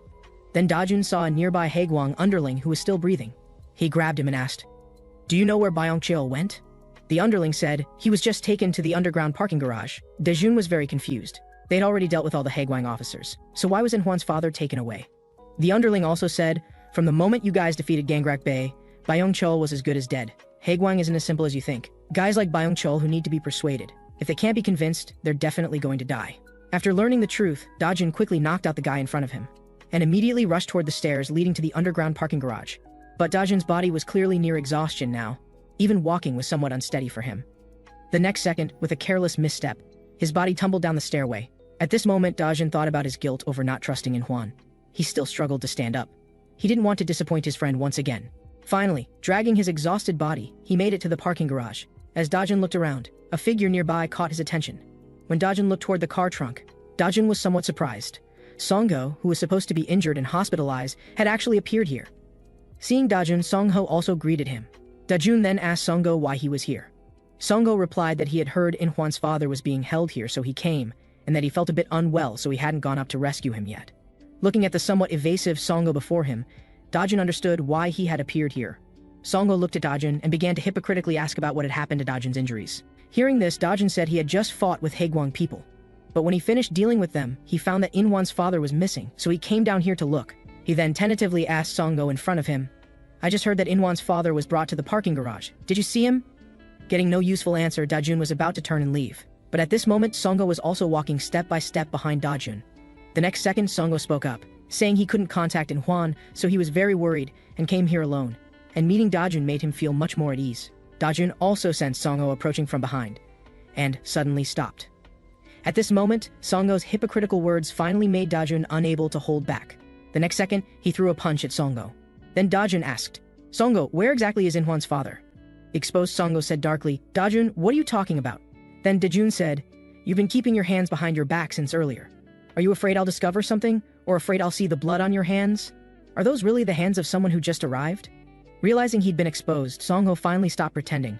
"That old man bled way too much. I thought I had hidden it well. But you still found out.